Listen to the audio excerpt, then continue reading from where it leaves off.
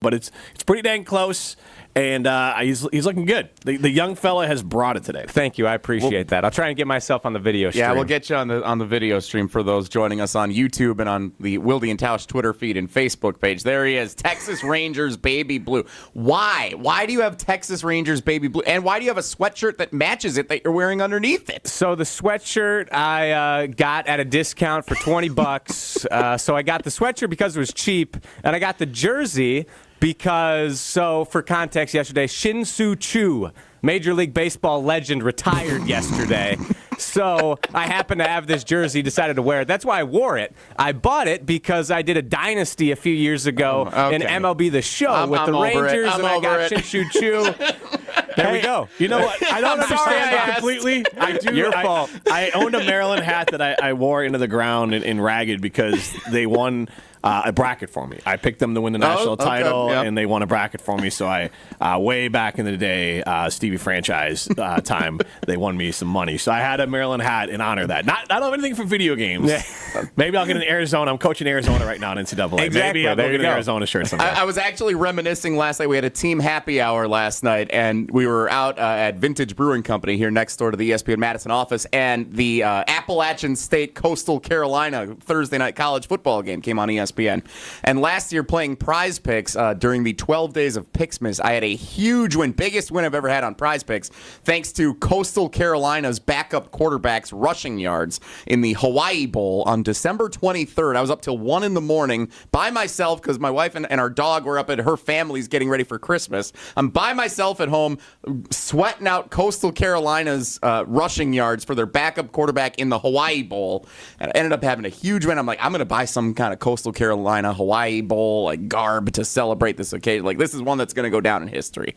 What's your most random jersey you have? 844-770-3776. What the heck? We'll have some fun while we take over Wilde and Tausch today. Jesse Nelson, Jim Rutledge, Riley Yauk decked out in his Shin-Soo Choo Texas Rangers jersey here on Wilde and Tausch. All right.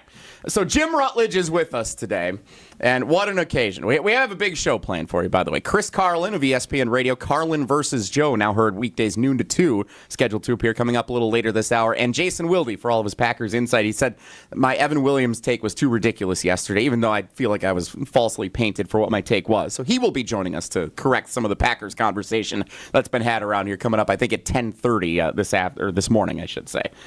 Jim, you are the noted ESPN Madison, ESPN Wisconsin, Chicago Bears fan. Mm-hmm.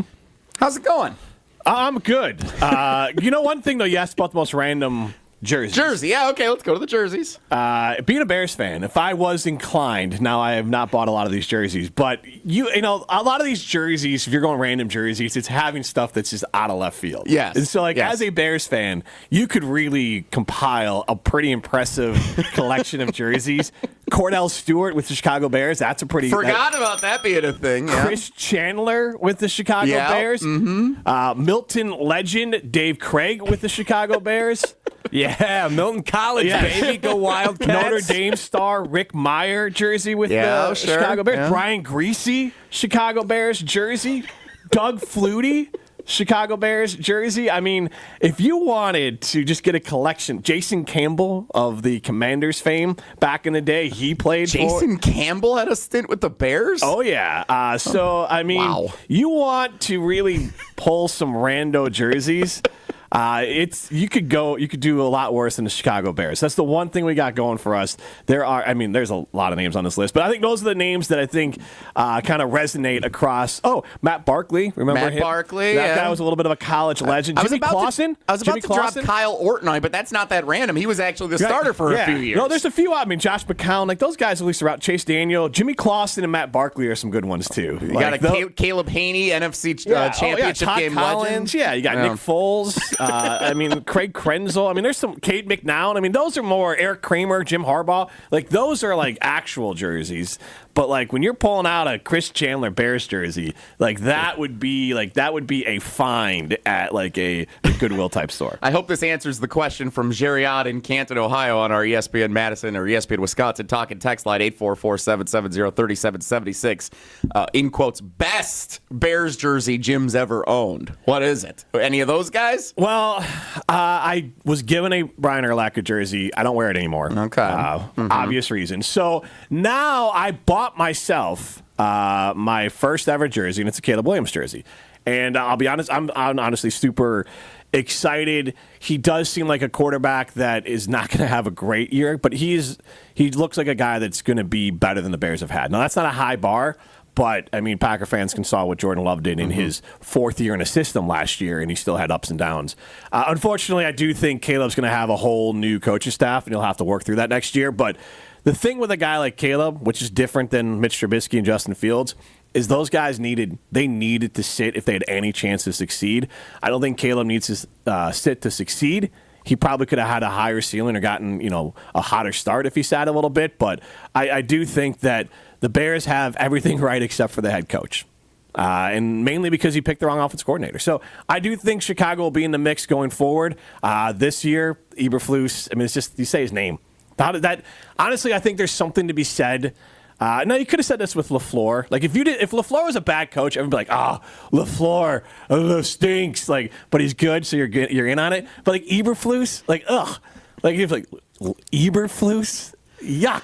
For those who haven't heard Jim, Matt, and Molly in the afternoons on ESPN Madison, no show is more, I don't know if obsessed, infatuated with names than you guys are. I mean, you fit well in on Wilde Tausch, just naming random Bears players from the 90s up to the present. Like, that fits perfectly with what Jason and Tausch have been doing lately on this show. But you guys were diving into just your names alone. Jim, Matt, and Molly. Like, you guys were diving into that. Like, Riley's got the only somewhat cool name. I mean, Jesse, Mark, Jason. I mean, it's just this show like, is obsessed with names. I don't know what your deal is with we got this. a bunch of stupid names. They're boring.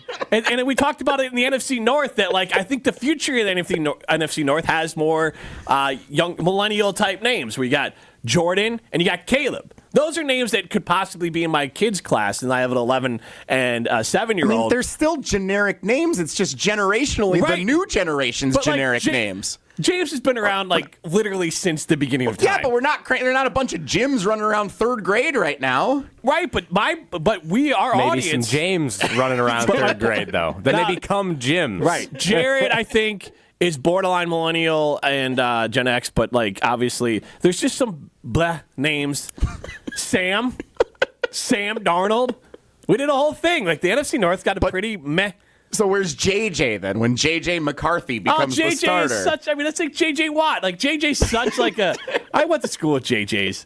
Like I just think like I wish I had a cooler name. It's like I'm just Jim. It's just like just Ken, just Jim. I might as well just like. Thank God my name's not Ken, so I'm not like a Barbie doll. But like Jim, Ken, Jesse. What's the difference? Riley's got a cool name. And that's your assessment of the Chicago Bears at the midpoint of the NFL season, according to Jim Rutledge. 844-770-3776. Oh, my gosh. This Fire Flus. Like, rolls off the tongue. He's got the right name for it. So I know with no Packers game, with no Badgers football game this weekend, like the big game that I think many Packers fans will be watching is, sadly, Bears-Patriots at noon on Sunday afternoon. And the big storyline heading into it that I've been asked by several of my friends who are Bears fans. I went to college in Illinois, so I'm around a bunch of Bears fans in a group text and whatnot. The big conversation is if the Bears lose on Sunday, do they fire Matt Eberflus on the spot right away? Does it happen if they lose to the Patriots? The Patriots are sad. It depends if some of they're borderline, like this Patriots game is somewhat of a turning point for the Bears and the idea that what's going to happen with the staff. So far, the Bears have been able to beat bad teams. When they play good teams, they can't win.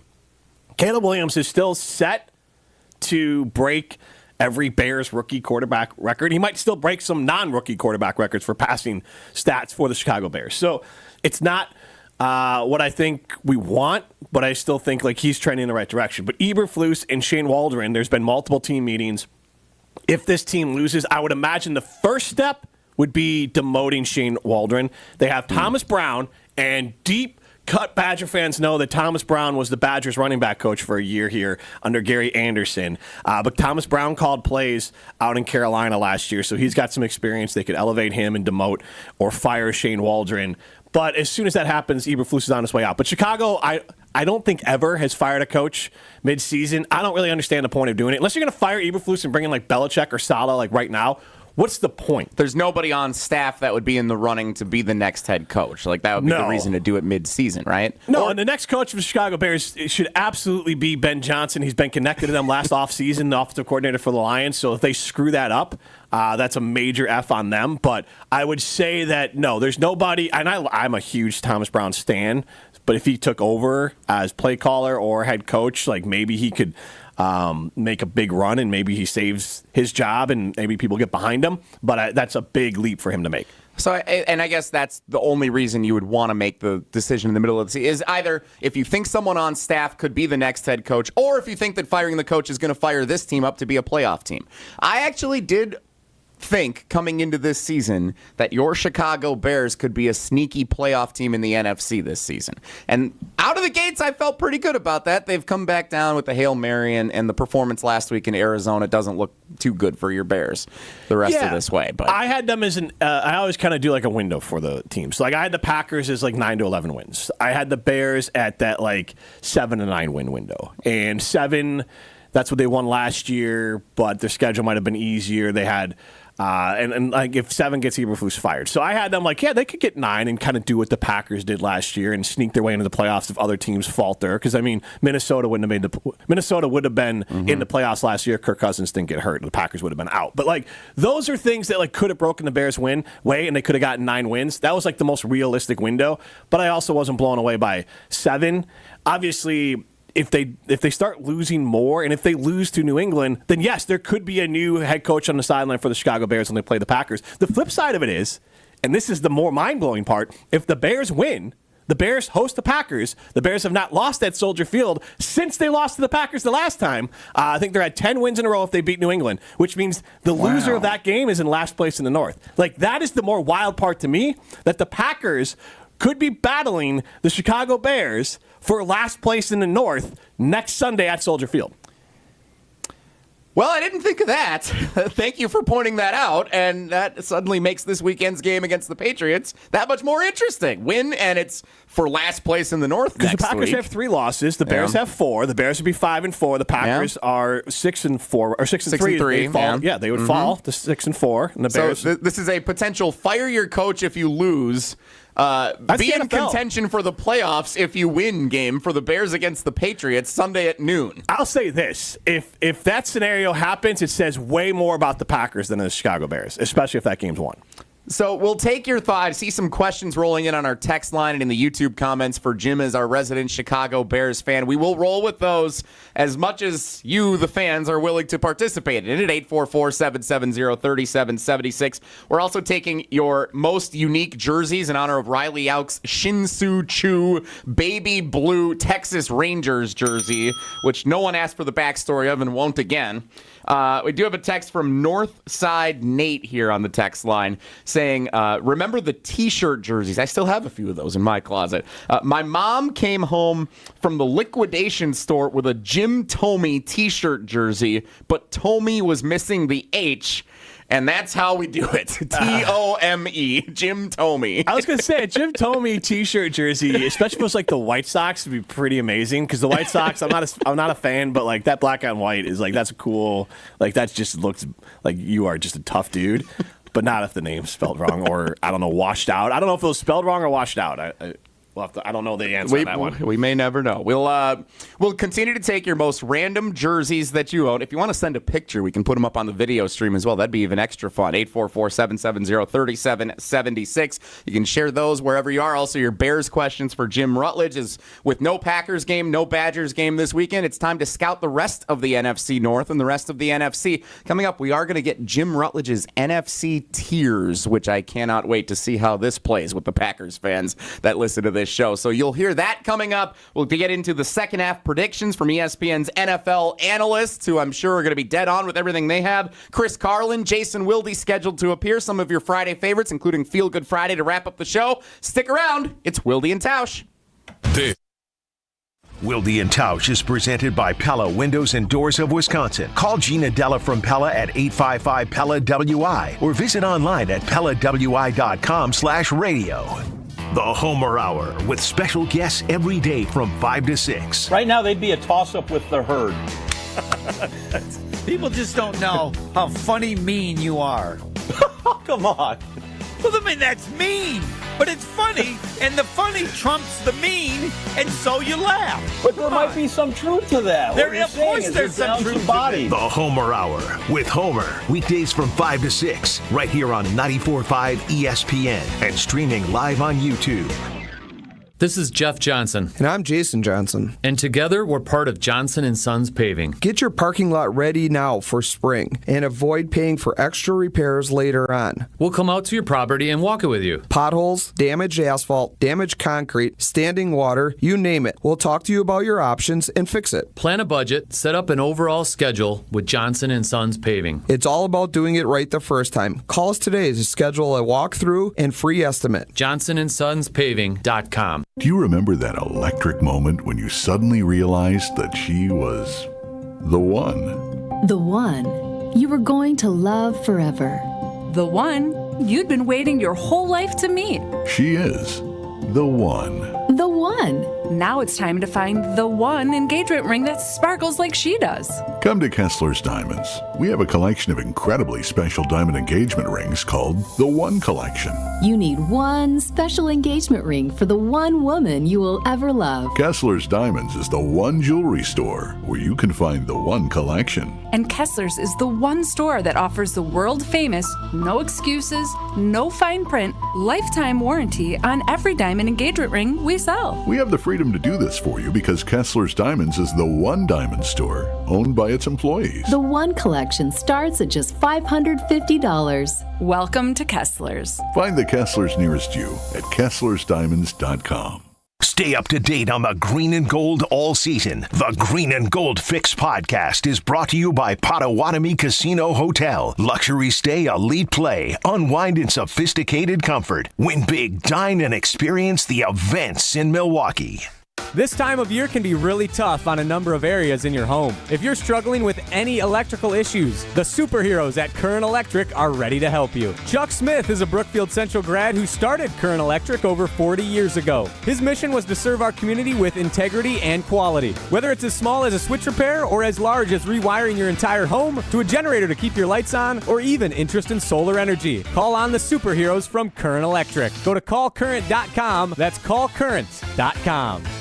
Wisconsin's own Gruber Offices. One call, that's all.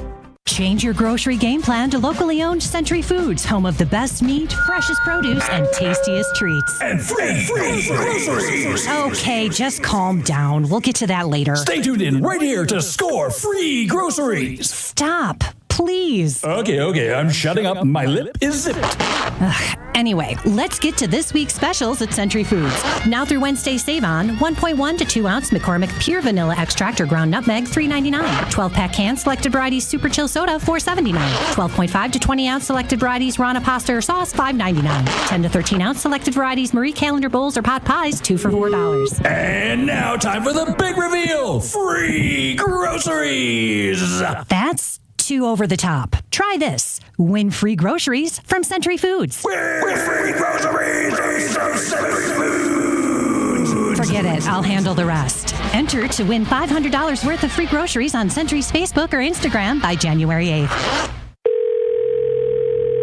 I feel so stuck. The Veterans Crisis Line is here for you. Dial 988, then press 1 to call.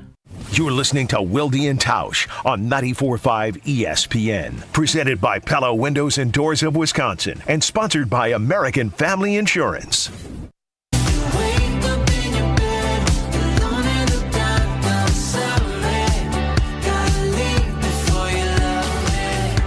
Well, thankfully, we have so many texts rolling in on both the ESPN Wisconsin talking text line and my private talking text line that I don't even have to go check the YouTube comments yet, because you know how much I love hanging out there. YouTube's not so bad. There's worse places. You're just sucking up to them because you know they all hate me in there. Do they? I don't even know. I called them the Dwellers the other day, which went over very well. Wait, so I believe that was the first YouTube comment today, actually. Simply a statement, the Dwellers. Yeah, from the Klinkster. Wait, where do you think the quote-unquote, like, worst social media people live, though? Twitter. Yes, definitely Twitter. Unquestionably Twitter. I think Instagram and YouTube are the best as far as like vibes. TikTok, the algorithm is too on point, so it can just send you and show you whatever you want. Facebook is horrible. Basically, Facebook's horrible for people over 45, and Twitter is horrible for people under 45. So I do use it for work on my work computer. I use the browser, but I've deleted the app. I use Threads and Instagram and YouTube more. It's a video so YouTube to me and Instagram have good vibes. If you're gonna get mad at people being mean, I would imagine they're the meanest on Twitter. I will say Instagram, though, if you get to the right, like, real algorithm, they're nasty, too. They can be bad. Running Instagram, but overall, Twitter is the worst. Yeah. Since we don't have a Wilde Tausch account yet on Instagram or TikTok, I'm going to say there so that I can say all the other ones are my friends here this morning. There you go. Perfect. Jesse Nelson, Jim Rutledge, Riley Yauk. That's the crew today on the Packers and Badgers by Friday.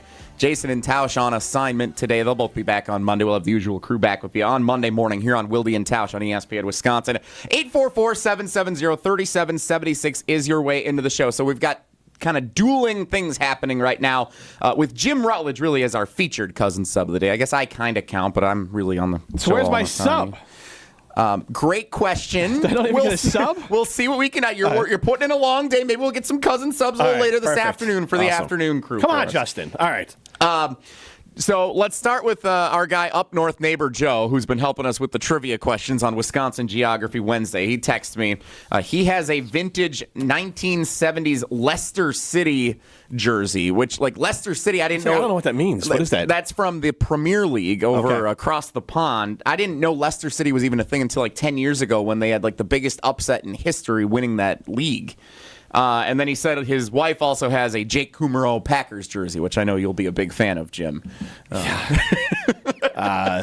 Jake Abadaris. I mean, it's the same difference. We're also taking Janice in there. Jacob Jeffrey Abadaris jersey. We're also taking questions for Jim Rutledge as our resident ESPN Wisconsin Bears fan today at 844-770-3776. I will skip over Geriot's asking, Jim doesn't own a Tyreek Stevenson Chicago Bears jersey? I do not. After his effort in the Hail Mary play against the Washington Commanders a couple weeks ago. Yeah, that was not great. Matt and West Bend texts in, do Bears fans think they picked the wrong quarterback?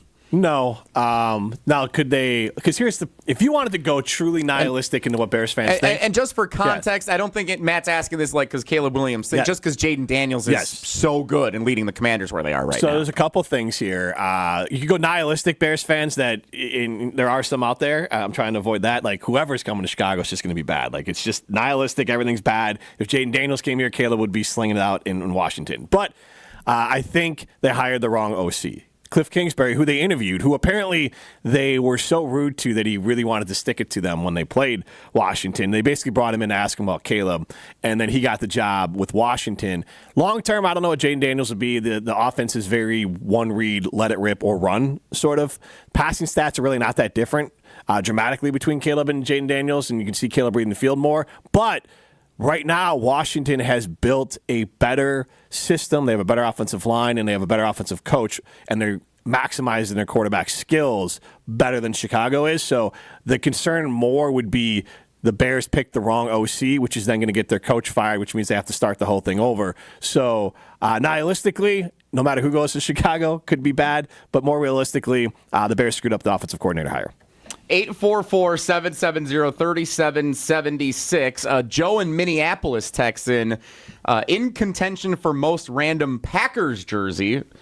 For reasons I don't fully remember, I have a Bill Schrader jersey. Remember him, the wide receiver? Oh, yeah. Often, he is very different than Bill Schroeder, the Brewers TV network analyst. Is he a lacrosse guy, Bill Schrader? Bill Schrader. I don't remember. I know I got my mom, and I was in like second grade. My dad and I got my mom a Bill Schrader Packers jersey back in the day as well. When I did my college tour, I did 1 year in lacrosse, and I remember seeing his jersey on the Wall of Fame, and I was correct. He was a member of the lacrosse, football, and track team as well. 844-770-3776. Keep them coming on the ESPN Wisconsin Talking text line, the YouTube comments, Twitter, Facebook, all the great social media platforms, wherever you want to join us today, sharing your most random jerseys that you have in honor of Riley Yauk's Shin-Soo Choo Texas Rangers jersey. Now, I knew this was going to come up at some point because you just bought a Caleb Williams jersey, Jim. Yep. I have not bought a jersey with a player in a long time. I bought a generic Brewers retro jersey. Is the most recent one I bought. It was a decade ago, but it had no name on the back, so it would be universally good forever. And then after the Ryan Braun situation, that's when I decided I wasn't going to buy jerseys anymore because you never know what's going to happen with somebody. Joe in Manitowoc texts in, here's a hot take. Jerseys are for players and kids under 12. You know what, Joe, and I'm with you on that. And to that point, though, I have 2 daughters. I'm trying to get them in on the Bears, so I got them some discount Justin Fields jerseys because they don't really care. And then they're asking me if I'll get a jersey. I only wear the jersey either to the office for the kind of a work uniform sort of gag sort of thing, or at home. So you're talking to a guy who was less than nice when I was younger. And we would, if we saw someone, like a fellow teenager wearing a jersey, we'd be like, "Oh my God, it's Ray Allen! Ray Allen, let me get your," and we would humiliate that person. So I get it, Joe, and I'm not proud of that, but it's definitely something I used to do. So I'm not one that really is wearing jerseys, but I don't shame anymore. If you want to wear the jersey, just here's the thing: go a little. I would say the jerseys, the biggest issue with them is fit. Matt likes to wear them big. I feel like I'm wearing pajamas. If you wear a jersey and they kind of fall all over you and you feel like you're wearing your dad's shirt when you were a kid. So honestly, that's the bigger issue I have with jerseys. Your producer in the afternoon, Ryan Primetime Wollersheim, texts us on the private text line. He has a red Philadelphia 76ers Allen Iverson jersey that he's jealous. Which I hope he wears this into the office today. That would be ideal for him for this afternoon show. I have a Ray Allen Mitchell and Ness jersey that I got at TJ Maxx. I'm a Maxxinista. I was blown away. I was I have to have it just for the cost. So I wear it for Bucks games, and then for Bucks type things, if we do at the office, we got a big game coming up or whatever, I'll wear the jersey once in a while. It's Jesse Nelson and Jim Rutledge in on Wilde Tausch today. 844-770-3776. Random jerseys, Chicago Bears, with Jim as our resident ESPN Wisconsin Bears fan, and they're playing this weekend. The Packers and Badgers are not. We're kind of all over the place, and I don't know if this is a good idea or not. Riley, what do you answered the phone here. Is this a good idea? He says, okay, it's a good idea. Let's try it. It's going to be a quick leash on you, though. Josh in Kenosha, quote, has some Bears takes. He's a Bears fan. All right, Josh, you and Jim, nerd out here. You have your time. Go ahead. How you doing, Josh? Good morning. Good. How about you? Good morning, guys. Hey. Yeah, we shouldn't have hired Luke Getsy 2.0. Yeah. If I ever see another wide receiver or tight end screen, I might just go blind. Uh-huh. And then get some offensive line. I think that might solve some problems. Yes, I agree with all those things. It seems simple. Hire an offensive coordinator who knows how to call plays and block for your quarterback. So let me ask. Let me ask both of you guys this question, because the Bears are over 500 still, right? Or are they at 500? What is their current record? They are 500. They're currently 4-4. 4-4 they are. So if they win against the Patriots, which they should this weekend at Soldier Field, they'll be 5-4 going into the Packers game. Is it more likely that the Bears are going to be a playoff team this year, or finish with a top 5, top 8 pick in the NFL draft? What is more likely by the time we get to season's end? Oh man, I don't think either's likely. I think they're gonna. They already have 4 wins. I feel like they get 6 or 7, which puts them there 10. are a lot of 2-win teams around the league right now, so they're above those. I think they're right, and I think last year they had 10th, 11th pick outside of the first. Yeah, it was 10 for a Doomsday. So I feel like 10. They were 9th when they took Rome. Okay, yeah. 9th. So yeah, I guess it's right in that. I would imagine they're going to be in the same spot. Josh, how would you answer that? I can't imagine. I would pretty much have to agree. They're going through the gauntlet of the schedule. 6 division games out of the last 8. Then they got San Francisco and Seattle. Not looking likely for more than 7 wins. So I would say that same range, picking around 10 in the first round as well. If they do not beat the Patriots, they've never done in their history, but you have to fire Flus if they lose to the Patriots. After the debacle in Washington, the absolute atrocious play last week against the Cardinals, you lose to the Patriots, you got to fire them. Yes, without a doubt. And unfortunately, the worst case scenario is they win 8 games or 9, and they miss the playoffs, and they keep Eberflus, and they think we should run it back. Yeah. I do like how he's got the defense outside of the Washington last 2 plays. They've been phenomenal. They had that streak of, 13 straight games under 21 points for opponents. Arizona, man. They got to pull. To your point, they got to pull it back together because Arizona. I mean, literally, what happened at halftime? Basically, they did a reverse Packers. That Arizona got the ball and they scored, but they weren't even trying to score. They just were like, "We're going to hand it off. You'll tackle us. We'll go in." And he ran it 50-plus yards. Never happened in NFL history. And then Green Bay obviously decided we're going to try to score, and then the Lions scored. So the reverse. Josh, thanks for the call, man. Hopefully you enjoyed having a little Bears talk on Wilde Tausch this morning. I'm always nervous when we do this. I see the texts that are rolling in here that why you guys, this is a Packers show. The Packers are off this weekend, everybody. They're not playing football. There's plenty of conversation that we're still going to get into here when it comes to the Green Bay Packers, the tiers of NFC teams, everything that's going on. We're going to talk with ESPN Radio's Chris Carlin coming up. Jason Wilde's going to be here for everything Packers you want to get into. Don't worry. We're taking advantage of an opportunity that Jim Rutledge, host of Jim, Matt, and Molly, weekday afternoons on ESPN Madison from 4 to 6, our resident ESPN Wisconsin Bears fan, is here, and it's a chance to scout the enemy. I'm not a Bears fan. I hate the Bears, but I'm scouting the enemy because the Bears are on the up and up. You can tell from Jed. They feel like they got everything right except the head coach here right now and the offensive coordinator. That's something that's good to know with the Bears. The next opponent, by the way, also for the Packers coming out of the bye next weekend. And Jim's already laid out how significant that game could look if the Bears beat the Patriots this weekend. 844-770-3776. Speaking of which, we will review ESPN's NFL analysts and what they have predicted for the second half of the season, including the award they expect one Packers player to come away with. I did not see any Bears players projected for any awards at the end of the season in their analysis, Jim. They don't have any Rotten Tomatoes sort of awards? I do not see that, but maybe I need to keep scrolling. We'll review that coming up next. Don't go anywhere. Jesse Nelson, Jim Rutledge in today on Wilde Tausch. On air, online, and on demand. Get all your favorite ESPN Wisconsin content anywhere you get your podcast for free. The new Wisconsin On Demand. It's free, it's everywhere, and it's for you. It's time for the Milwaukee Basketball Report on 94.5 ESPN. Brought to you by Orthopedic Associates of Wisconsin. Experience elite orthopedic care at OAW. Their skilled teams in Pewaukee, Brookfield, and Mukwonago offer tailored treatment for your needs. The Bucks snapped their 6-game losing skid after a 123-100 victory over the Jazz at Fiserv Forum. Milwaukee trailed by 4 at halftime before outscoring Utah 66-39 in the second half. Damian Lillard led the Deer with a game-high 34 points to go along with 7 assists and 4 steals. Jazz haven't hit a bucket yet here in this quarter. Here's Lillard, catch and shoot 3, bullseye. Damian Lillard buries it. The Bucks go ahead by 4. Giannis snatched a double-double, 31 points and 16 rebounds. The Bucks look to win back-to-back games for the first time this season when they visit the New York Knicks tonight. Tip-off from Madison Square Garden is at 6:30. This has been the Milwaukee Basketball Report on 94.5 ESPN. Brought to you by Orthopedic Associates of Wisconsin. Book your appointment today at orthowisconsin.com.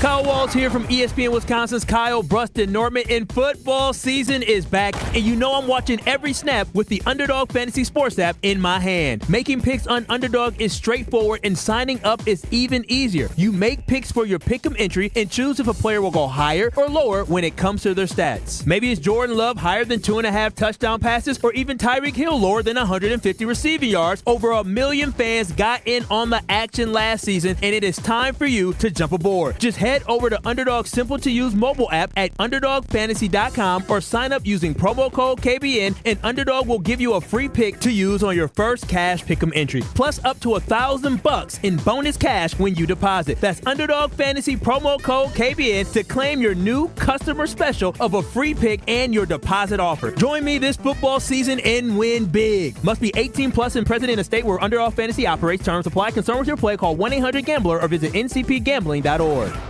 Get ready, Badger fans. Wisconsin men's hockey is back for the 24-25 season at the Kohl Center. After last year's breakout success, head coach Mike Hastings and the Badgers are looking to keep the momentum going, and you can be part of it. Don't miss out on securing the best seats in the house. Whether you're looking for single game, 4-game mini pack, or group tickets, we've got you covered. For more information and to secure your Badger men's hockey tickets, visit uwbadgers.com or call 1-800-GO-BADGERS. uwbadgers.com or call 1-800-GO-BADGERS. Save big money on your next plumbing project with help from Menards. We offer a variety of water heaters to fit your home's needs. Get hot water when you need it with a Richmond Smart electric water heater. Its advanced system detects any potential water leaks and sends an alert to your smartphone. Check out the weekly flyer and all of our great deals happening on Menards.com. Save big money at Menards.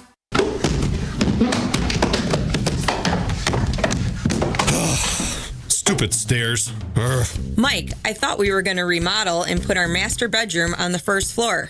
We're getting old, you know. I know I usually come up with some excuse to avoid home improvements, but I guess that would make sense. We do it for our own customers all the time, so maybe we should now too. Whether you're making your empty nest more accessible or creating the house of your dreams, call Professional Construction Inc., your go-to contractor for 20 years. Landworks is the locally owned landscape company to elevate the look of your home or business. Landworks is different because of customer service. From the crew to the salesperson to the admin team, you're in good hands with Landworks. Their sales and design teams are made up of horticulturists, licensed landscape architects, and passionate plant people. Their landscape architects and horticulture team members are also project managers. This means you'll have a single point of contact from initial design through completion of work. See their amazing work for yourself at landworkswisconsin.com.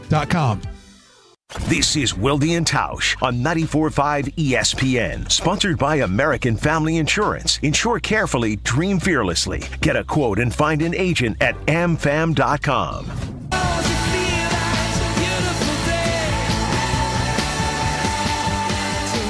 Jesse Nelson, Jim Rutledge today on Wilde Tausch on ESPN Wisconsin. Riley Yauk is our producer. Jason and Tausch, just like the Packers and Badgers, enjoying a bye week on this Friday, heading into the weekend. What do you think, Jim? Because I don't remember there ever being another time where both the Packers and the Badgers had a bye week on the same weekend. Mm-hmm. I kind of like that the weekend is cleared out for Badger volleyball and Penn State tomorrow afternoon being the game of the weekend. Yeah. And it also, it kind of just gives you a full weekend to reset, a full week to reset, really, where it's, all right, both teams take a break, as Tausch has been saying all week, take a beat, step away from it, and then get back next week with a couple of big games, Packers, Bears, and Wisconsin, Oregon coming back. Do you like the byes being the same for both of our teams? Not our teams, but I do. Our state's teams. Well, I say that because it's a little different. That the nice thing that I have here is the Saturdays I'm watching the Badgers either at Camp Randall or live. So then Sundays, and I've shared this before, so people, pulling back curtain, I don't watch the Packers live because I don't want emotions in it. So I will watch it back with a notebook because then I know how the game's going to play and I can just watch it. And I already have processed the emotions of it, and now I just watch it as a unbiased observer as much as I can be. So avid fans of Wilde and Tausch will now know that is two Jims related to this show who do not watch the Packers live. Yeah. Jim Rutledge and Jim in Saukville, who watches 4 games at a time. Wow, I don't do that. I stay up late because also it will change a little bit as the weather gets worse, but it's hard for me to be like, hey, I'm gone all day Saturday with the Badger thing, and then on Sunday it's gorgeous outside. How about I just stay inside and the rest of you go kayaking or whatever? So there's 2 parts to it. One, I have a family. 2, and I want to keep that family. 2, I don't need to just get all angry on a Sunday. So I watch them back afterwards, and then we'll just figure out what happens and kind of take in with a different eye to it. But for me, like this week, it's nice because there is no Badgers. I can be like, we're watching the Bears because I'm not like dialed in. Mm-hmm. So like that part is enjoyable, and I do like that. So I don't love the full-on wipeout. I get what you're saying as far as like having the whole weekend. Just everybody gets the weekend now. Yeah. If you want to watch still games, there's still college games. There's still pro games that are compelling this weekend, but it's not the same emotional investment for many of us Wisconsin sports fans. But you're right in the heart of it, and all of a sudden having to gear it down. I think that's the part that hurts. I guess if you're going to do it, though, I'd rather have it be a little bit earlier in the year. For whatever reasons, we can make educated guesses. It's warm all the time now, so like the weather should be nice, but still, If it was like mid-October or like end of September, that'd be nice because then you could I could go to like Devil's Lake and go for a hike or something like that. We will get to ESPN Radio's Chris Carlin coming up next. I don't know if you've noticed in the afternoons, you're now hearing Carlin versus Joe weekdays from noon to 2 on our ESPN Wisconsin stations. Chris Carlin, he is the voice of Rutgers football. He does some play-by-play nationally for ESPN Radio and also hosts this show every afternoon now on our ESPN Wisconsin stations. Chris Carlin is scheduled to appear coming up next. He and Joe Fortenbaugh had a very interesting conversation about the Milwaukee Bucks on their show yesterday. Bucks got a win last night, much needed, to say the least. But the trade rumors are starting to speculate nationally about Giannis and about the state of the Bucks and if this thing is coming to a close in Milwaukee as we've known it for the last 7 or 8 years. So we'll talk with Carlin about that and a lot more coming up. Did see a nice text from Dave and Aaron just a moment ago. Riley flashed up on our video stream here. Didn't know how the show would go today, but not bad on Jelly and Jim in the morning. Appreciate it. Not bad. I'll take it. I'll raise a Coors Light to that. I was expecting something terrible. Speaking of Coors Light, by the way, there's a great contest going on in the Madison area you want to tell everyone about. Yeah, if you're looking to get away this winter, well, now is your chance. Our friends at Coors Light are giving away a Florida experience this December, and you could win. This trip for 2 includes airfare, hotel voucher, club level tickets, to the Boca Bowl on Wednesday, December 18th, and exclusive access to events surrounding the Boca Bowl.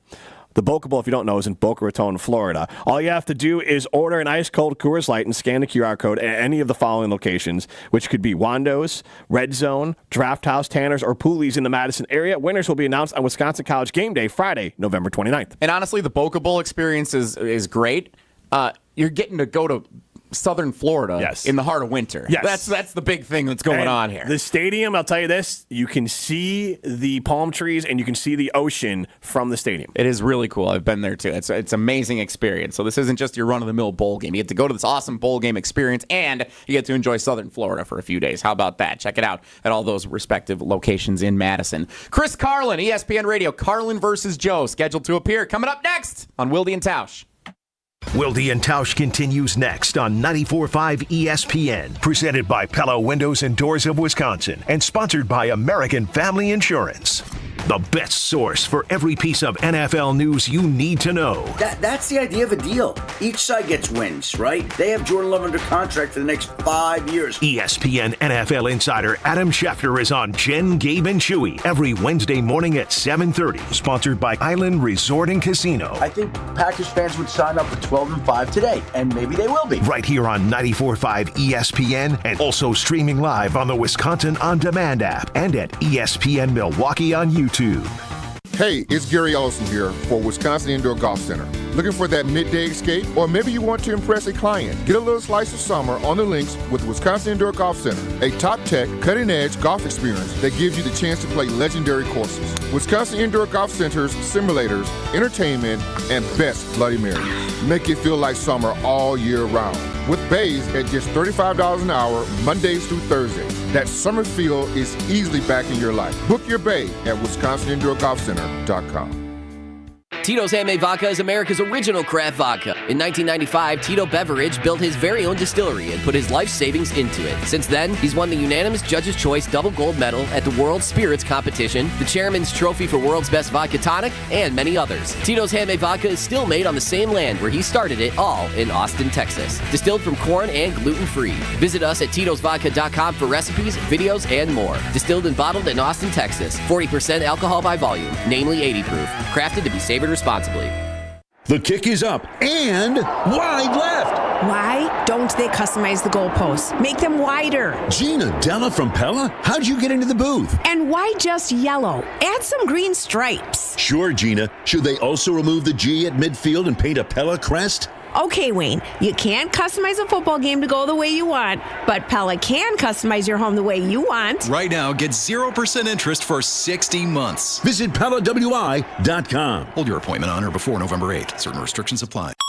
An ESPN Radio Extra Point with Freddie Coleman. When you have young quarterbacks that have succeeded early, everybody falls in love that, Caleb Williams is more talented than C.J. Stroud. He should be able to do the same thing in a better situation leading into this. C.J. Stroud was exceptional and played above his pay grade, no doubt about that. That does mean that what he did last year in Houston is going to transfer to a guy like Caleb Williams. Jaden Daniels is having a fantastic season with the Washington Commanders, but he's been better coached. You can clearly see that all the time. Cliff Kingsbury dials up some formations for him and dials up ways where he get the ball and put it in playmakers' hands. Terry McLaurin, people have seen what a great receiver that we've known for a long time. But when you win and you make those kind of plays, people can see that. The Bears look at Caleb Williams, in my opinion, and they put him out there and say he is talented enough that if something breaks down, he can make a play. Before you can ask Caleb Williams to help you keep your job, Matt Eberflus, then you and that offensive coordinator, Shane Waldman, do a better job of helping Caleb Williams be better at his job.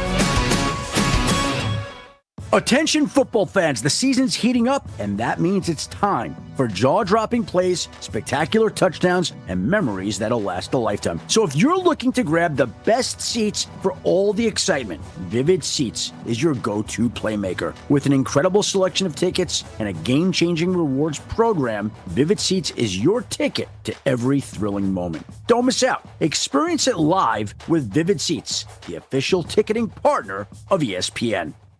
ABC Wednesdays. Y'all complain all day. We want books. We want paper towels in the classroom. Bet you want raises too. I'm still waiting on the paper towels. Abbott Elementary returns with the new season. We asked the district for more after-school programs. They gave us $50 for class pets instead. Critics cheer. Abbott Elementary continues to be one of the funniest and most beloved shows on TV. What y'all doing out there? Taking bribes? Proud of y'all. Abbott Elementary, Wednesdays, 9:30, 8:30 Central on ABC and stream on Hulu. You're listening to Wilde Tausch on 94.5 ESPN. Missed any of the show? Find us on Wisconsin On Demand wherever you get your podcasts. It's free, it's everywhere, and it's for you.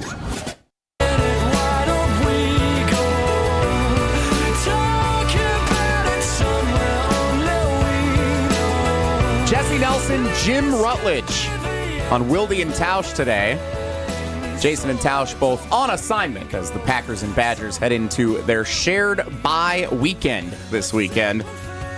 You may have noticed a change in the afternoons on the ESPN Wisconsin airwaves. Now, every weekday from noon to 2 following this show, you hear Carlin versus Joe, featuring Chris Carlin and Joe Fortenthal on ESPN Radio. And it is our pleasure now to be joined by one of the hosts of that show, not Joe, Carlin. Chris Carlin of ESPN Radio joins us on Wilde and Tausch. Chris, thanks so much for making the time and sharing it with us here this morning. How are you on this beautiful Friday? It's always awesome to be introduced as not Joe. At least you're being introduced, though, right? It feels about right. Hey, I heard a rumor, on, and Tausch was a little bummed that he was going to be off today and not be able to catch up with you because I heard a rumor you guys grabbed a dinner together a few weeks ago when Wisconsin was playing Rutgers out in New Jersey, or the voice of Rutgers football as well. Is that true? Well, we didn't grab a meal together, but we spent time together. We spent considerable pregame time together. And here's the thing, Tausch is a guy that for someone like me, I see that dude and I think, right away, he gets me. He gets me. And I know that we're going to be on the same wavelength with a lot of things. And primarily I'm talking about, whatever we're going to be eating for lunch or something like that. We're going to understand what our collective priorities are going to be. So even though we don't spend a lot of time together, certainly not nearly as much as I would like, I just know that in spirit we're always there. So forgive me for misunderstanding. You didn't share a meal together. You shared time discussing meals together, which is a common misconception. Exactly. Chris Carlin of ESPN Radio. Carlin versus Joe, weekday afternoons from noon to 2, joining us here on Wilde and Tausch on ESPN Wisconsin. Carlin, we always love catching up with whether it's you or Michelle Smallman, Evan Cohen, anyone with a national perspective of Jordan Love and the state of the Green Bay Packers here at the bye week, coming off the loss to the Lions, but still overall a productive first half of this season, battling injuries and whatnot. What's your national perspective on the state of the Green Bay Packers entering this second weekend of November? So I picked the Packers at the beginning of the year to go to the Super Bowl. I've been a big Jordan Love advocate. Yes, he has been dealing with the injuries. I won't lie and tell you that I haven't been a little bit disappointed with when he has been playing. He's played all right. He hasn't. The interceptions are bothersome because that number's back up. And am I going to be looking at what happened in the first half of last year again? Because I think it's asking way too much to expect what he did in the second half with 18 touchdowns and 1 pick. I would expect him to play well. I mean, you're sitting here at 6-3. What is there really to complain a whole lot about? I would expect that at some point the Vikings would come a little bit back to earth.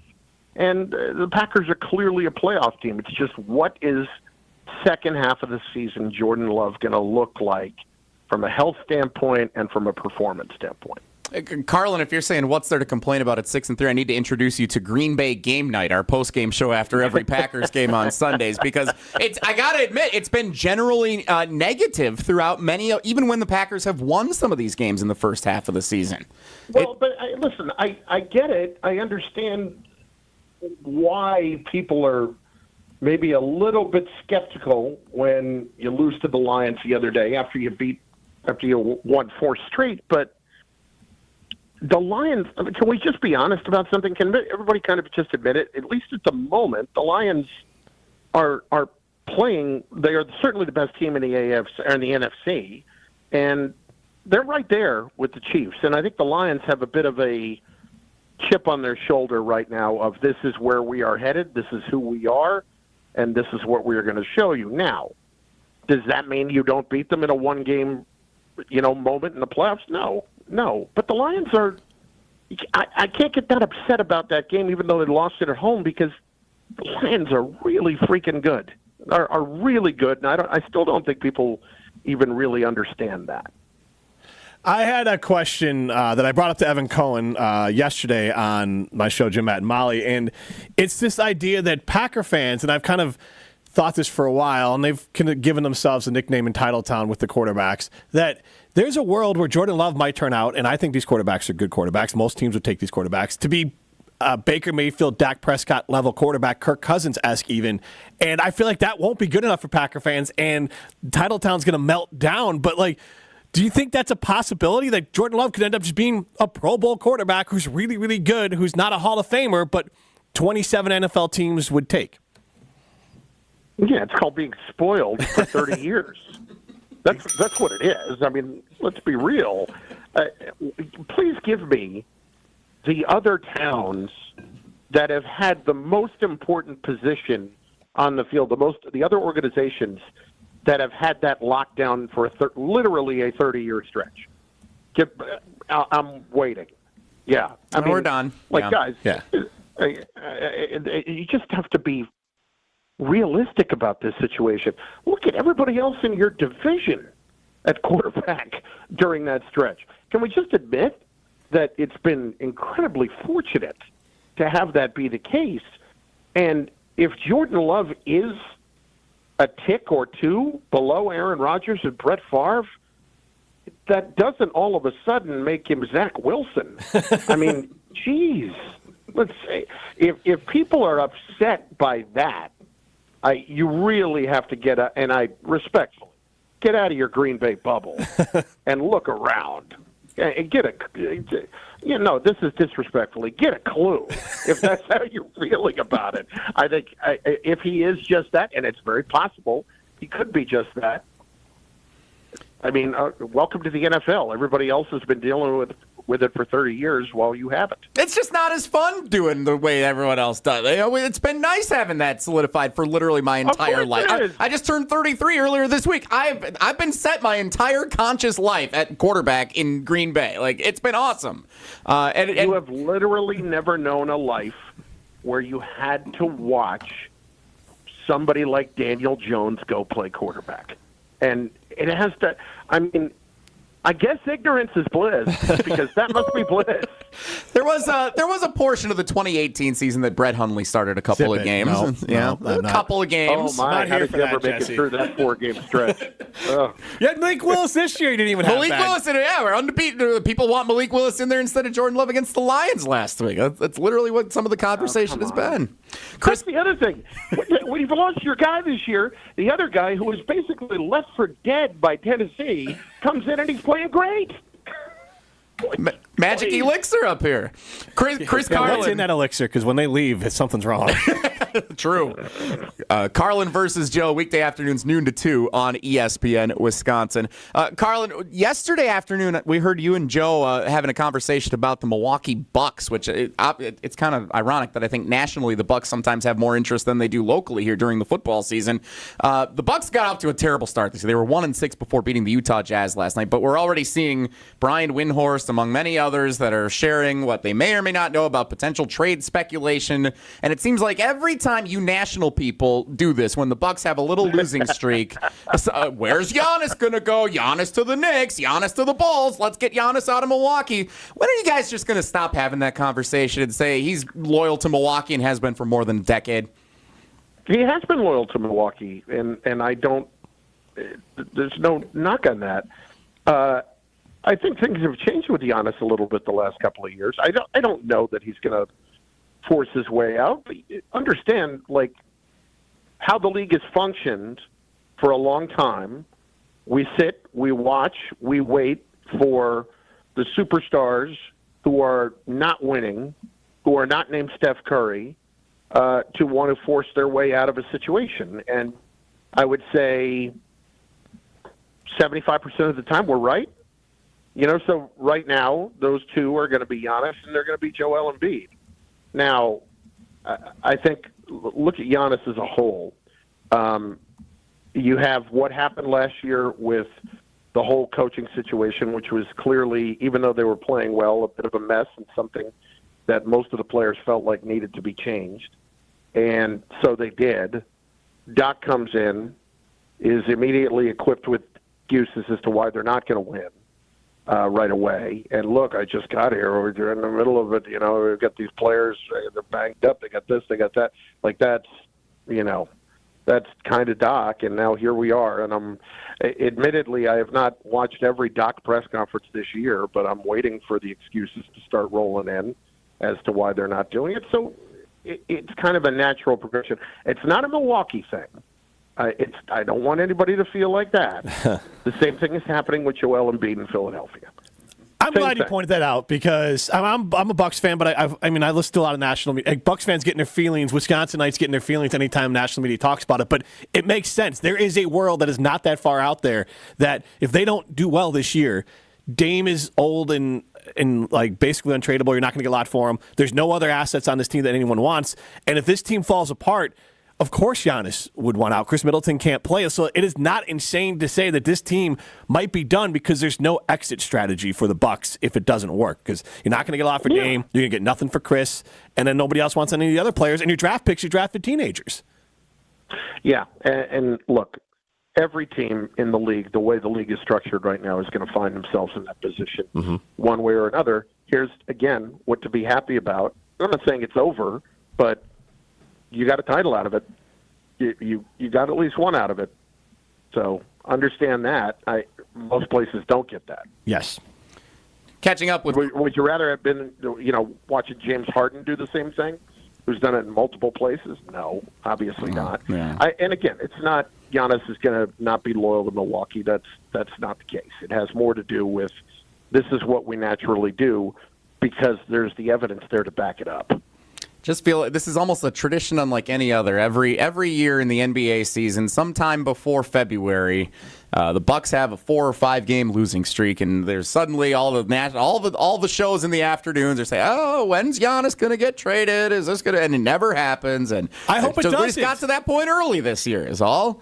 I hope for your sake it doesn't happen either. But I mean, come on. Can we not start the season 1-5 or 1-6? Yeah, it's tough. Not looking good. Not looking good early out of the gates. Hey, here's an idea. The way to fix it, win. I mean, that would help. Would be nice. Chris Carlin joining us in the afternoons. Carlin versus Joe. Weekdays noon to 2 on our ESPN Wisconsin airwaves. Jesse Nelson, Jim Rutledge in for Wilde Tausch here this morning. Chris, before we let you go, we'd be remiss if we didn't go down this path with you because you are in the presence here of some illustrious high school sports play-by-play broadcasters, myself included. Riley Yauk is on the call of our Prep Mania coverage tonight. Jay, you've called state championships before. I'm not getting good at it, though. Well, you guys are good.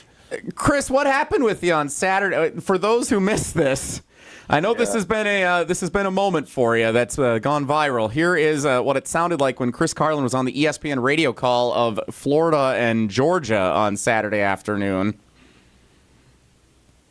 Close here in Jacksonville. That is the end of the third quarter. Georgia 20, Florida 13 with 15 minutes to go. This is college football.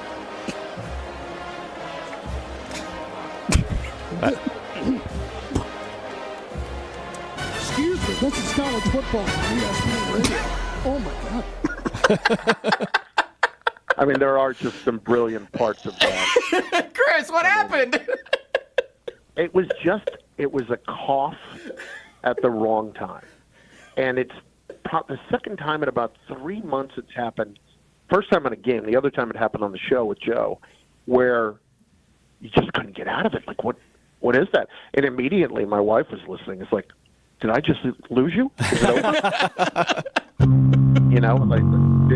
Is she, at that point, is she immediately on the dating apps? Like, how quickly does that happen? But, it was not my best moment. But certainly, here's the thing, like, I'll post videos of, stuff from behind the scenes in the booth and all that kind of thing.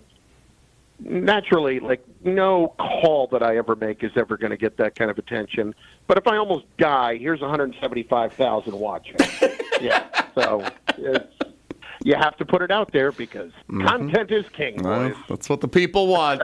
Chris, you do a fantastic job. I've heard many of your calls on ESPN Radio, and obviously your new show, or your show that's new to our audience, noon to 2 in the afternoons on ESPN Wisconsin. Carlin versus Joe. You can catch it after Wilde Tausch every single day here on ESPN Wisconsin. Thanks so much for the time. Thanks for sharing your national perspective, and we look forward to catching up and hearing you every afternoon on ESPN Wisconsin. I think we're going to call it Joe versus not Joe from now on. Thanks, guys.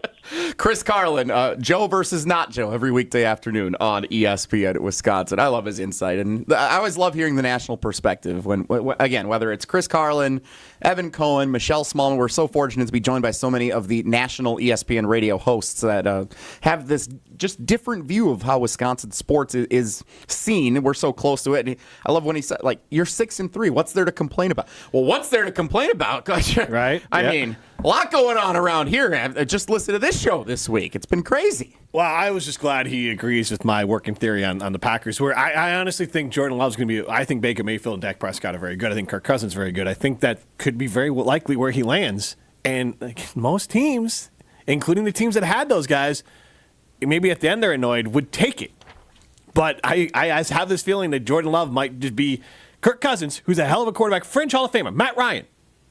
But when you have those two in Favre and Rodgers in front of you, it's going to be looked as lesser, which is insane.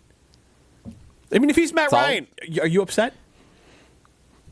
I'd like the championship and not the blown championship, but besides that, if we're just talking statistically and career trajectory, absolutely, I'd be happy with Matt Ryan. But the whole thing, no championships, just the stats. Well, then no. Very, very good. That's unfair. I mean, I always hate that argument. You're always going to pick a champion. If Malik Willis gets you a championship and then he fades out the next year, you're going to take that. I didn't say pick Rodgers or Favre. I said that if he just turns out to be a quarterback who accumulates a lot of stats, who is maybe gets one crack at the Super Bowl. Yeah. Here's how I like to have this conversation. Not counting postseason, just regular season, career, stats, length.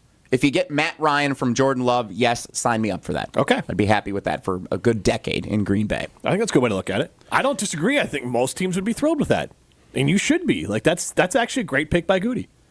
Special thanks again, Chris Carlin, ESPN Radio. Carlin versus Joe in the afternoons, weekdays, noon to 2 on ESPN Wisconsin. Now, what the heck? Jason and Tausch aren't here, and we're still way over on the clock here. How does this even happen? I thought it was always them. Maybe it's me. In 2 minutes, I keep telling you we're going to get to these ESPN national NFL analyst projections for the second half of the season. We're going to do that. Jim Rutledge's tiers of NFC teams are still to come. Can't wait to get to that. And Jason Wilde scheduled to appear before shows end. Don't go anywhere. The 10 o'clock hour of Wilde and Tausch with Jesse Nelson and Jim Rutledge today as your cousin subs of the day starts in 2 minutes. Rah. Pella Windows and Doors of Wisconsin present your Badger Minute. Here's Pablo Iglesias. This Badger Minute brought to you by UW Credit Union. For every stage of life, UW Credit Union is here for every you. Proudly serving Wisconsin for over 90 years. Hop in or hop online at uwcu.org to join. Something that hasn't been done in almost 50 years. Iowa posting a 40 spot on Wisconsin over the weekend. The 42-10 loss drops the Badgers to 5-4 overall and 3-3 in Big Ten play. Luke Fickell on the Badgers' brutal loss in Iowa City. Audio courtesy Wisconsin Athletics. That's the first time I've really felt this. Even after the Alabama game wasn't the same thing. This was kind of your worst nightmare, to just kind of be overtaken and manhandled and dominated, especially in the second half. Wisconsin will hope to regroup during the bye before hosting Oregon on November 16th. Pella's Windows and Doors feature durable materials, custom colors, and innovative features like shades between the glass. Get 0% interest for 60 months now through November 8th at PellaWI.com. Gruber Law Offices presents Thanalysis. Do you have a movie that would make you cry? A podcast from Thanasis Antetokounmpo. I've obviously won a lot. Yeah. I've never cried. In the moment, for me, I don't cry. But when I watch other people do it, tears. Also supported by Carbliss, premium ready-to-drink cocktails. Luck is when you do this. And Potawatomi Casino Hotel in Milwaukee. It's not enough to buy the whole team, but it's enough to buy a majority stake. Subscribe on YouTube and wherever you get your podcasts. Get ready for the moment we've all been waiting for. It's the 300K season finale giveaway at Potawatomi. Friday, December 20th, watch your entries from Bird Bash, Cash Clash, and Winter Stash. All pile into one massive drawing for a chance at up to 50 grand cash. Be there to win your share. December 20th, only at Potawatomi Casino Hotel, Milwaukee. Learn more at paysbig.com/finale. Must be 21 years old to play. Gabe Neitzel here. Catch Jen, Gabe, and Chewy mornings 7 to 9 on 94.5 ESPN, WKTI, and WKTI HD, Milwaukee. A locally owned Good Karma brand station.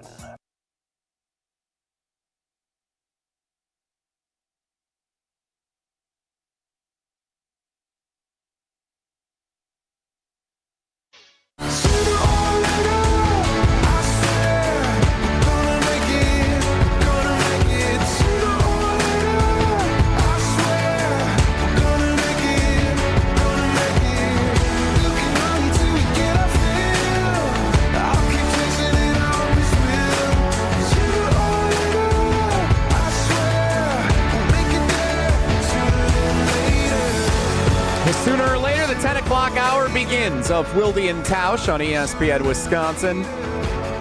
No Jason Wilde. Well, kinda. He's actually scheduled to appear coming up in a little bit. No Mark Tauscher. He is for sure off today. We are not calling Tausch. He is requested to take a beat, have a dinner with Lois, and take a day off of the show. Much needed day off for the grinder old T. So you get Jesse Nelson. I'm usually the producer of this show. Today I'm the host of it. And I'm joined by Jim Rutledge. Weekday afternoons, Jim, Matt, and Molly. 4 to 6 on ESPN Madison and the ESPN Madison YouTube channel. Riley Yauk is our producer, Cousin Sub of the day. Cousin Subs, we believe in better. Special thanks again to Chris Carlin. If you missed any of the conversation in the 9 o'clock hour, subscribe to the Wilde Tausch podcast, Apple, Spotify, Wisconsin On Demand, and wherever you get your podcast. Still a lot of responses coming into our 2 questions from the 9 o'clock hour on the state of the Chicago Bears, with Jim Rutledge being our resident ESPN Wisconsin Bears fan. And also, what's actually hitting even better are the random jerseys that are being sent in by fans. In honor of, for those who are watching on the ESPN Wisconsin YouTube stream and wherever our video stream can be found on the Wilde and Tausch social platforms, Riley Yauk is wearing a baby blue Texas Rangers Shin-Soo Choo jersey. Apparently, he retired yesterday. Big news. Not Riley. He did. Yeah, I didn't retire, hence why I'm at work today. But Shin-Soo Choo, illustrious career in the major leagues. Great. He was a great journeyman. He was a utility player on several teams, a good contributor. So the texts are rolling in. We're asking for the most random jerseys that you own, whether it's Green Bay Packers, Chicago Bears, or other. Text from the Yard Possum at 844-770-3776. He has an Emmitt Smith Arizona Cardinals jersey. A Marshall Faulk Indianapolis Colts jersey. That's where he started his career before going to the Rams, where he took off. A Kurt Warner Arizona Cardinals jersey in the twilight of his... Made a Super Bowl. That's not that random. And a Michael Finley Wisconsin Badgers jersey. Again, not that random in the grand scope of things. I'd say the Emmitt Smith Cardinals jersey takes the cake there of the 4 options from the Yard Possum. You know what I think would play well, and I referenced it earlier as being a Bears fan, there's a lot of random quarterbacks who played for the Bears. I think Dave Craig, Milton College legend, would be a Dave Craig Bears jersey, which probably never existed, would be pretty amazing. Maybe a Seahawks Dave Craig jersey as well. Went to the Pro Bowl with the Seahawks. But that's not random. Yeah, like true. He's if he's not, or he should be, he could be a Seahawks Hall of Famer, Dave Craig. Like, he had a heck of a career. Led the NFL in fumbles for a time. I believe before Warren Moon took the record. Riley, proud Milton resident, for those who are curious why his Milton College analysis is so strong. And I'm sure my dad is older than Riley's, but it's just one of those things my dad would tell me. I grew up in Fort Atkinson, and he'd be like, oh, Milton College. I'm like, wait, old man, stop telling me about it. And then Dave Craig ends up on the Bears in 1996. He was 6-6. Let me share this with you. He was 6-6 as their starter. That's pretty good. He threw for 2,300 yards, 14 touchdowns, 12 interceptions. Ahead of his time. 60% completion percentage. Honestly, for 1996, that's not that bad. It's like Jordan Love's stats this year. Right. But yeah, multiple Pro Bowler Dave Craig. Seattle was most of his run. Little run in Kansas City, Detroit, Arizona, Chicago, Tennessee. But Dave Craig, at 38 years old, quarterback of the Chicago Bears, like, that'd be a jersey. So it probably did exist. I didn't realize he started that many games. 12 games? Yeah, that's a good run for the Craigster. I don't know if it was Eric Kramer he came in for. Who knows? Another text here from a 608 unnamed. Remember, if it's one of your first times texting us, always share your name and where you're texting from. My most random jersey is a Buffalo Bills Lee Evans jersey that I got when I was young. Former Badgers wide receiver. Well, it's a 608 number. Maybe it is Lee Evans who has his Lee Evans Buffalo Bills jersey. Doesn't want to let us know it's him. Ezra in Port Washington. This is a good one. Detlef Shrimp. Red Sonics jersey. That's pretty. Sonics in general. Any Seattle Sonics jersey is legendary. Kemp or obviously Gary Payton, but Detlef Shrimp was pretty. That's a pretty good one. Riley's beaming ear to ear to jump in. I don't know what he's going to go here when you mention the Sonics. No, it has nothing to do with the Sonics. I just got a text. Are you even old enough to know who the Sonics are? Yeah, the Seattle Supersonics. Yeah, you're young. I don't know. That's sometimes fair. Green and yellow. They had some cool uniforms back in the day. Again, before my time. But Alex Strofe texted me on the private talk and text line, informing me that Brian D. dated Shin Soo Choo's nanny back in Cleveland at one point, a Marquette student. So there's a fun fact for you right there, folks. There you go. The more you know. Are we sure that was meant to be public information? Maybe not, but I thought it was cool, so I wanted to share it. Brian D. can come down, bring the hammer on me later if that wasn't supposed to go out. You know what? It's on Alex, because if you're sending a text that should not be shared, it should say, do not share for the air. Because otherwise he is chiming in on the poll question. Packers fans, ready for some game day excitement? Next time you're at Lambeau, stop by the American Family Insurance Titletown House and experience the thrill of making a game-saving play with the interactive Protect the End Zone game. Plus, don't miss out on the amazing giveaways from exclusive Packers merch to special prizes. There's something for everyone. Visit them at Titletown to make your game day unforgettable. For more info, check out amfam.com/Packers. Now I know why Tausch does his transition to live reads very abruptly sometimes when he doesn't know where else to go to get us out of a jam, when Riley may or may not have released information that wasn't supposed to be said publicly about someone's previous dating life at our station. 844-770-3776. Keep your texts coming, not to Riley if you don't want them said, but if they are for public consumption, you can send them to the text line at 844. Keep all those texts I sent you about Jesse private. 770-3776. I promise you, before we get to Jason Wilde, we are going to review these dang mid-season projections from the ESPN NFL analysts. Never get into that. We're going to do it. We're going to do it next. Don't go anywhere. Jesse and Jim on Wilde and Tausch. This is Wilde and Tausch, presented by... This is Wilde and Tausch on 94.5 ESPN, presented by Pella Windows and Doors of Wisconsin, and sponsored by American Family Insurance. After every single green and gold game, you can say it doesn't matter, but that's not being fair. there's only one place to go for instant reaction. Once, since they won the Super Bowl in 2010, one season, have they done better than 10th in points given up. And to give yours on the Boda Box Wine Line. Tune into Green Bay Game Night with Homer after every green and gold game. Right here on 94.5 ESPN, the Wisconsin On Demand app, and at ESPN Milwaukee on YouTube. Hi, this is Wayne Larrabee for Steinhoffels. Steinhoffels is partnering with Special Spaces Wisconsin and the Green Bay Packers to create dream bedrooms for children battling cancer all across Wisconsin. This season, every time the Packers make a field goal, Steinhoffels will donate $1,000 to Special Spaces Wisconsin. Steinhoffels has been Wisconsin's furniture and mattress leader since 1934, is 100% employee-owned, and is a proud partner of the Green Bay Packers. Welcome to Staples. Help! My family's in for the holidays and I need gift ideas. That's why we're here. Staples has amazing deals on everything you need. Photo gifts, laptops, and gaming systems. Even custom holiday cards and shipping solutions to send gifts to the family that can't make it. Perfect! Have anything for Uncle Frank? I love him, but the guy is never quiet. Noise-canceling headphones. For you. You get it. Unwrap huge holiday savings at Staples. And right now at Staples, save up to $350 on select computers. Ends 11/16, in-store only. Choosing the right candidates for any office can be difficult. My office has lots of drama. I share my office. But no matter what kind of office you have, if you're hiring, you need ZipRecruiter. ZipRecruiter's powerful matching technology finds the most qualified candidates for your roles fast. So, for any kind of office, I'm really going places in my office. count on ZipRecruiter to find the right candidates for it. Try ZipRecruiter for free today at ZipRecruiter.com/free. That's ZipRecruiter.com/free. Come to Kessler's and be greeted by an owner of the store. We're America's largest employee-owned jewelry company. Okay, but as a customer, what does that mean to me? For one thing, it means you get to see every possible diamond choice. Kessler's has diamonds from diamond mines and created diamonds from plasma chambers. You can choose from 1,400 loose diamonds. And every style of engagement ring ever designed. Okay, I'm convinced. And no other store can show you a Kessler 81. With 81 facets instead of just 57, it wins the sparkle contest every time. I'm convinced.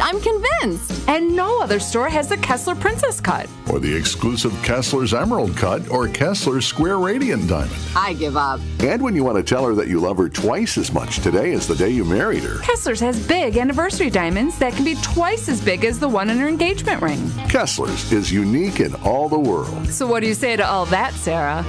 Welcome to Kessler's. It started with a prediction. Gonna go out there and play basketball and win.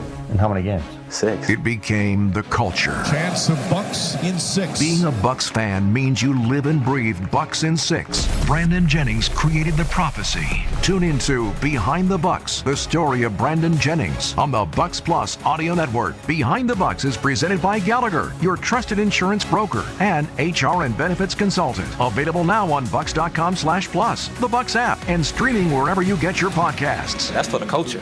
At IKEA, they love their customers. And from November 8th through the 11th, celebrate IKEA's Fall Customer Appreciation Days with exclusive deals, discounts, and giveaways. Hey, it's ESPN Milwaukee's Ben Brust. IKEA family members save 15% on in-store purchases of $150 or more and enjoy bonus discounts on select products. Plus, be one of the first 200 IKEA family members at IKEA Oak Creek this Saturday to receive a mystery gift card worth up to $500. Don't miss out on IKEA's Fall Customer Appreciation Days, happening this weekend at IKEA Oak Creek.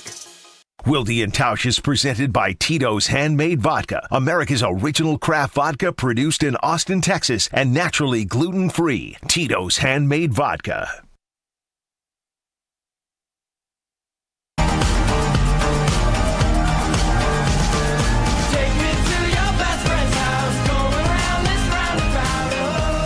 Jesse Nelson, Jim Rutledge, your cousin subs of the day in for Wilde Tausch.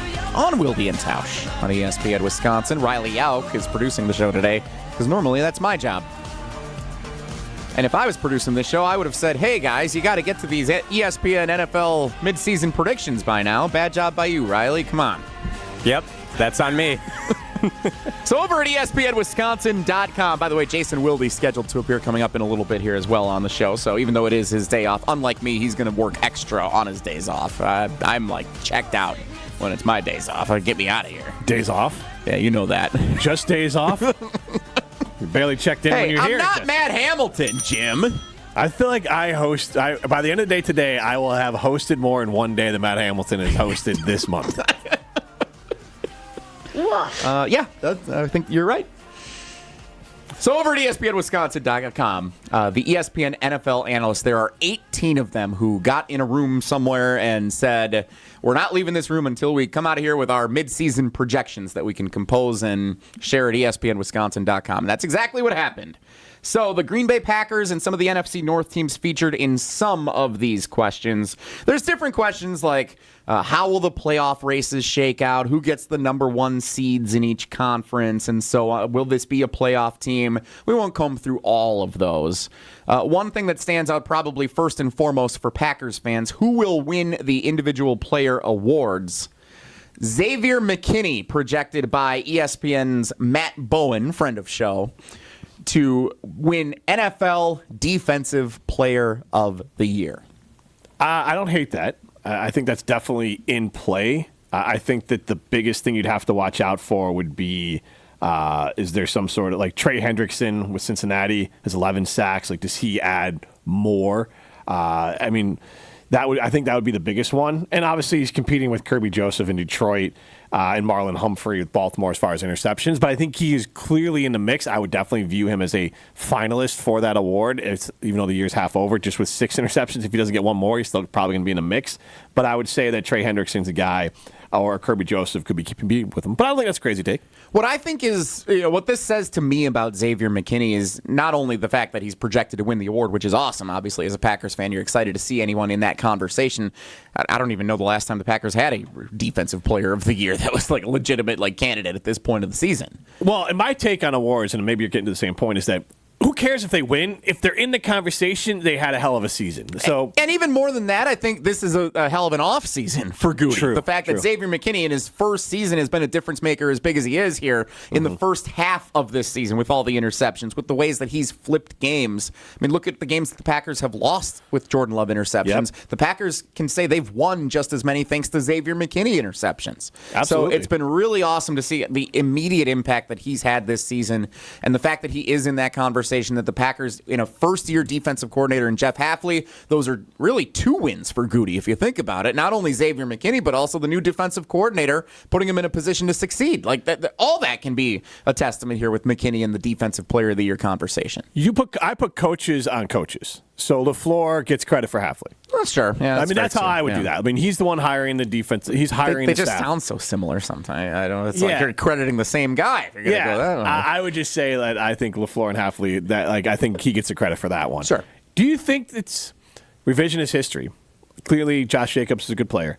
But and I can't off the top of my head think of the receivers. But should that, for an example, you could have had Aaron Jones at a discount and spent that money to receiver, as Jaden Reed's the only guy who's taken the step that everyone thought he was going to take. I mean, that's a conversation that is either, I saw some Packer fans are trying to blame Jordan or the wide receivers. The same Packer fans who probably said, we had 4 number ones. Wow. Yeah. 4 number ones and 2 great tight ends. The ensemble You got cast. a tight end and you got a receiver. And then you got a bunch of other guys, like most receivers, who are up and down.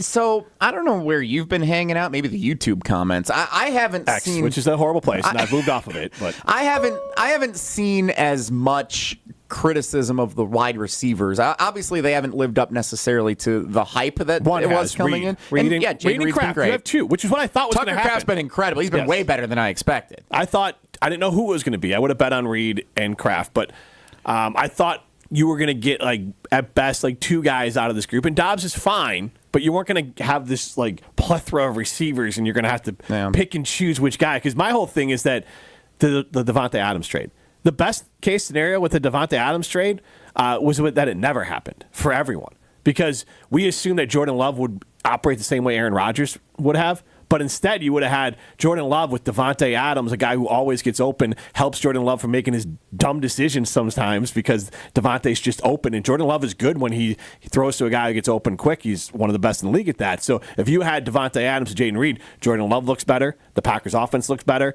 and then all those other receivers are complementary pieces. So, and honestly, in the perfect world, Devontae Adams is never traded from the Green Bay Packers. I don't know if you And then you have Aaron Jones and not Josh Jacobs. You can say that now, and we can ask Jason about this coming up when he joins us as well. I don't know if you can look back. Just the mentality Devontae had at the time where he was traded seemed like he didn't want to be part of what was projected to be the rebuild that the Packers were going to go through. Projected, but it very quickly looked like, obviously it wasn't a rebuild. And also, like, there was an extra year built in there where Aaron Rodgers was still the quarterback without Devontae Adams in Green Bay. It feels like it all happened But that wasn't a good year. But that was not a good year. It wasn't, correct. They could have made the playoffs. Yeah, instead of losing to the Lions. So I understand where you're coming from. I don't think long-term at the time, like, given the situation the Packers were in and Devontae was, I don't think you can safely say, like, this is what they should have done and everything would have been great. Like, obviously now. No, it's a sliding doors sort of thing. More of the question is, would you have wanted to trade for Devontae now and figured out the offense and put him in the, like, now if everyone realizes, okay, well, this is actually would have been a better fit, like, let's do that instead of have Devontae go to the Jets. I don't know if that would have been of interest or not. Obviously, we'll probably never know. So Xavier McKinney is projected to win Defensive Player of the Year by Matt Bowen, ESPN NFL analyst. In this article at ESPNWisconsin.com, the 18 NFL analysts with their second half predictions. Trey Hendrickson is mentioned by Seth Wilder, the analytics nerd, as I like to refer to him in the show sheet for Wilde Tausch. Weirdos. Defensive Player of the Year for the Cincinnati Bengals, who gave up a lot of points to defense last night. Out there. Jared Goff is projected by Lindsey Theory, a national NFL reporter, to win his first MVP award. I don't hate it. I don't either. And I think, obviously, the run that he's been on in the last 5 weeks has been just insane. He has more touchdown passes than incompletions. He had an entire game without an incompletion on Monday Night Football. And they needed all of it to beat the Seahawks that day. It's been an amazing run that Jared Goff's been on. He's been put in a perfect position. You mentioned Ben Johnson earlier. It is ties to potentially be the next head coach of the Bears because he's that good as an offensive coordinator right now with the Detroit Lions. They are just clicking on all cylinders. And if Jared Goff is projected to win his first MVP, my first thought when I saw this was, well, that makes sense. My second thought was, man, we all thought Jordan Love was going to be on that line coming into this season. True. We may have watched the MVP play last night, though, whether it's Lamar or Joe Burrow. Now, Joe Burrow might not have the wins to get there, but Joe Burrow is having an incredible season, and Lamar is right there with him. Lamar has 24 touchdowns, 2 interceptions. That's just through the air. He might just win another MVP. And Joe Burrow, it's lost because of the record, but he is having a season for the ages. The only thing that I think would hold Jared Goff back is the counting stats aren't there for him. And that would be the biggest hurdle. Like, he's incredibly efficient. QBR and QB rating is incredibly high. He doesn't throw for a lot of yards, not a lot of touchdowns. But again, I look at touchdown to interception ratio, because touchdowns to me are a product of what type of team you are. Like, there's some teams you get in the red zone, like Detroit. They got Gibbs, they got Montgomery. Well, just run the ball. Those guys are good enough to put the ball in the end zone, so your touchdowns dissipate because they go to the running backs. The Detroit Lions offense is elite, and he's running that offense. So if voters look at it like that and say, as a whole, he's running one of the best offenses in all of football, and he's running it incredibly efficiently, given the MVP. But if you're looking for singular talents, Burrow and Lamar could be in the mix there. Jared Goff also projected by Seth Wickersham, who is different than Seth Wilder. We have to explain this to Tausch all the time. He thinks that everyone named Seth is the same person that writes at ESPN. Jared Goff will break Drew Brees' single-season record for completion percentage, is what Seth Wickersham projects. Goes to the I don't know what the record is, but 75% right now for Jared Goff. 83% was an NFL record for the first 5 games, according to ESPN's research here. I'm reading from Seth Wickersham in this little blurb at ESPNWisconsin.com. He does lead the NFL with 74.9% completion, putting him on pace to eclipse the record of 74.4 single-season mark set by Drew Brees in 2018. That does not surprise me. They have a great offensive line. He is similar in Jordan Love in the idea that when Jared Goff has a clean pocket and has time to find the guy, he will find the guy. He'll put the ball on that guy. And so Jared, just like Jordan, struggles when the pressure comes. But right now, the Lions have built an immaculate team, and Ben Johnson is right there with Coach LaFleur as being a play caller. And we're going to get to tiers of NFL teams. Jason Wilde still coming up. Jesse Nelson, Jim Rutledge on Wilde and Tausch today, with Jason and Tausch both having the day off as we head into the Packers and Badgers bye week. Tausch mentioned something yesterday when we were actually talking about Badger football. And he said when he played for Coach Barry Alvarez, they would say, like, okay, when Iowa came and got beat up by Ron Dane breaking the rushing record and winning the Heisman Trophy that year at Camp Randall, Kirk Ferentz and the Iowa Hawkeyes left, and they said, you know what, we leave there wanting to that is what we want to be. We can see, like, it sucks that we got beat up and that we lost the game bad, but it's also kind of exciting to see that's what we're modeling our team to try and be. Is there anything that you would say that Matt LaFleur should try and take from the loss to the Lions last week in that same mold and say, that's what we're actually trying to be? Let's do more of that in the second half of the season. Or is the Lions' style just totally different than what Jordan Love and the Packers offense approaches each week? I don't know if it's style, but I think that their roster is assembled better. I know it's blasphemous to say on this show because Tauscher is all in. Very much is. We're pro Goody around here. And I'm not saying Goody's not a good GM and hasn't put together a good team, but the Lions have a lot of playmakers. And it's in this fine line of, like, it almost feels like Goody's going out of his way to have the youngest team, which is nice. It's a cool little feather in the cap. But I had this conversation with Tauscher, and he said, the Lions' window's closing. Their players are still pretty young. They're still on young contracts. They're not that. I think it's like a 3-month difference between the Packers and the Lions as far as age. And, oh, by the way, Jared Goff, old man Jared Goff, 30, just turned 30. How old did Jordan Love just turn? 26. Like, Jordan Love is not old, but either is Jared Goff. Like, these two guys will compete for a while in this division. But then you look at it, Jahmyr Gibbs and David Montgomery. That's what you have at running back. You have two guys back there who could start on most teams. You have St. James, Jameson Williams, Laporta, but then even there's players who I think still are playmakers, whether it's Raymond or Patrick. So their team is just a little bit deeper, but I think the bigger part of it is that the Packers can't mimic from the Lions, and it's not necessarily a death blow. The Lions are tough and gritty as hell, and that's Dan Campbell, and that is his personality, and that is just their overall mindset. And the Packers can't do that because that's not LaFleur, but they can still win there. I mean, obviously, there's other teams that have won with playing styles, the Saints being one of them, that were not the toughest. They can be tough enough, and I think the Packers are building a style that's tough enough, but the Lions are like the badasses of the NFL right now. I mean, they are the team that says, we're going to go there, we're going to kick your butt, and then we're going to wear a shirt that says your town sucks. And so, like, that's what they're doing right now, and that's their mentality. It's similar to, like, the Ravens. The Lions and the Ravens mentality are similar. The Packers are more like the 49ers, but they don't have that. They don't run the ball as hard. I think the one thing they could do more is, with Lloyd maybe coming off of IR, run more, be more of a running team, and let that, especially with Jordan Love, he's inaccurate, and he's throwing the ball to the wrong team. Run the ball more then. And that takes the pressure off Jordan Love. And maybe you have to coach Jordan Love like he is Baker and Dak and not Aaron Rodgers. Back to my point earlier that those guys, you use all of your players and your weapons to get the most out of them, and they're at their best when they have better players. And maybe LaFleur in the bye week says, you know what, Jordan Love's good. Maybe he'll get better. But we might be at our best leaning into Jacobs and then hopefully Lloyd, and let's just run the hell out of the ball and take some of those wild decisions out of the hands of Jordan Love. Has been one of the strong critiques from Packers fans this year. Why don't we run the football more effectively? If we got Josh, look what happened when we ran him 32 times against the Indianapolis Colts with Malik Willis. It was a beatdown of a game. Like, let's do more of that. So we'll see as the weather gets a little worse up in Green Bay if that ends up being the case here in the second half of the season. Jason Wilde sharing his perspective on a lot of what you just said. I'm actually intrigued to ask Jason about, and some of these projections for the second half of the season. He is scheduled to appear coming up here on Wilde and Tausch. I don't know if it's going to be next or in a little bit. We'll see where he's at here in a moment. We'll also get to Jim Rutledge's tiers of NFL teams. Still a lot to get to. The weekend preview. We still got to play trivia. I know, Jim, you love trivia. You love you some trivia, so we're going to play trivia. Feel Good Friday. A lot of our usual Wilde and Tausch Friday staples still ahead. This Veterans Day, which is coming coming up on Monday. Fleet Farm would like to show their appreciation for all those who have bravely served our country.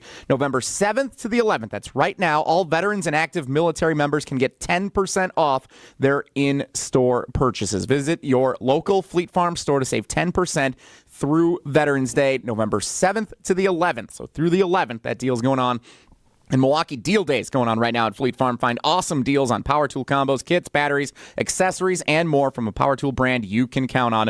These deals won't last long. Stop into Fleet Farm today to save during Milwaukee Deal Days. Maybe Jason Wilde scheduled to appear next. We'll find out. It's Wilde and Tausch with Jesse and Jim. Wilde and Tausch is presented by Pella Windows and Doors of Wisconsin. Call Gina Della from Pella at 855-PELLA-WI or visit online at PellaWI.com/radio. Hey, this is Brad Nortman from ESPN Wisconsin's Kyle Brust and Nortman. I love this time of year. Playoff baseball, the start of hoop season, and of course, football. I'm all about watching the action on the gridiron with a carbless in my hand. Premium, ready-to-drink cocktails with no malt, no carbs, and no sugar. Vodka cocktail flavors like cranberry, black raspberry, and lemon lime, and classic cocktail flavors like Paloma or Margarita. Find Carbless at your local grocer and enjoy game day. Carbless. Less is more. Looking for a totally rad flavor adventure, brochachos? Look no further than Surfer Boy Pizza as seen in Stranger Things. Each mouthwatering variety contains rich tomato sauce, delicious mozzarella cheese, and a gnarly range of toppings. The crust is crispy on the outside and airy on the inside. You'll think it was hand-tossed by the Surfer Boy Pizza dudes themselves. Look for it in the freezer aisle at your local store and buckle up your taste buds with Surfer Boy Pizza. It's a bully that will not let up until you do something about it. And the worst part is that the bullying happens when you're at your most vulnerable. You might as well have your hands tied behind your back while that bully puts one hand over your mouth and pinches your nose with the other. He'll let up, let you catch your breath, and then he'll do it again. Sleep apnea is a bully. Not long ago, we heard our friend John tell you about how his bully was stopping his breathing in his sleep over 145 times an hour. Think about what that can do to your body's organs. It's no wonder that the snowball effects of long-term obstructive sleep apnea are heart disease, stroke, even depression and anxiety. But this problem is solvable, and we have solutions, and you'll be surprised at how simple they are. To date, Advent has solved over 40,000 breathing triangle problems. It's time to put that bully in his place. Go to adventknows.com to schedule your appointment, because Advent knows. When you breathe well, you live better. AdventKnows.com. Results may vary. Get ready for the moment we've all been waiting for. It's the 300K season finale giveaway at Potawatomi. Friday, December 20th, watch your entries from Bird Bash, Cash Clash, and Winter Stash. All pile into one massive drawing for a chance at up to 50 grand cash. Be there to win your share. December 20th, only at Potawatomi Casino Hotel, Milwaukee. Learn more at paysbig.com/finale. Must be 21 years old to play. Dr. Aaron Holtebeck and his team at Holtebeck Eye Center make vision care a top priority with the latest technologies at their state-of-the-art Brookfield office. Dr. Holtebeck has been helping local patients with their eye care needs for over 20 years. And now, Holtebeck Eye Center is excited to add Dr. Nausheen Abbas to their team. Dr. Abbas is an ophthalmologist and cornea specialist that is now available to see patients. Located in Brookfield near the corner of Calhoun and Capitol, learn more about their services at holtebeck.com. Craft your Brewers mini plan for the 2025 season, featuring all new 6-packs and 12-packs. Get in on the action with great ticket rates, marquee matchups, and priority seating.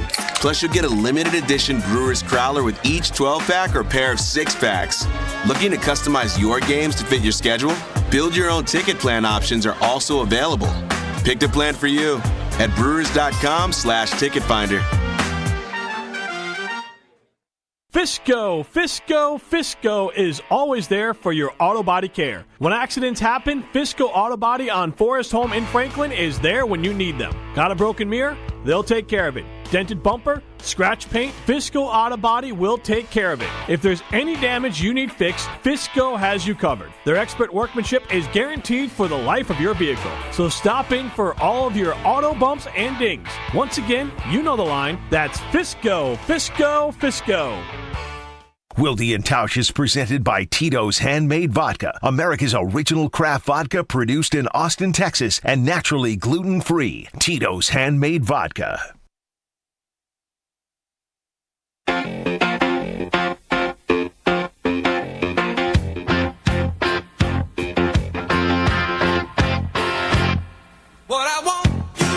So he tweeted 23 hours ago.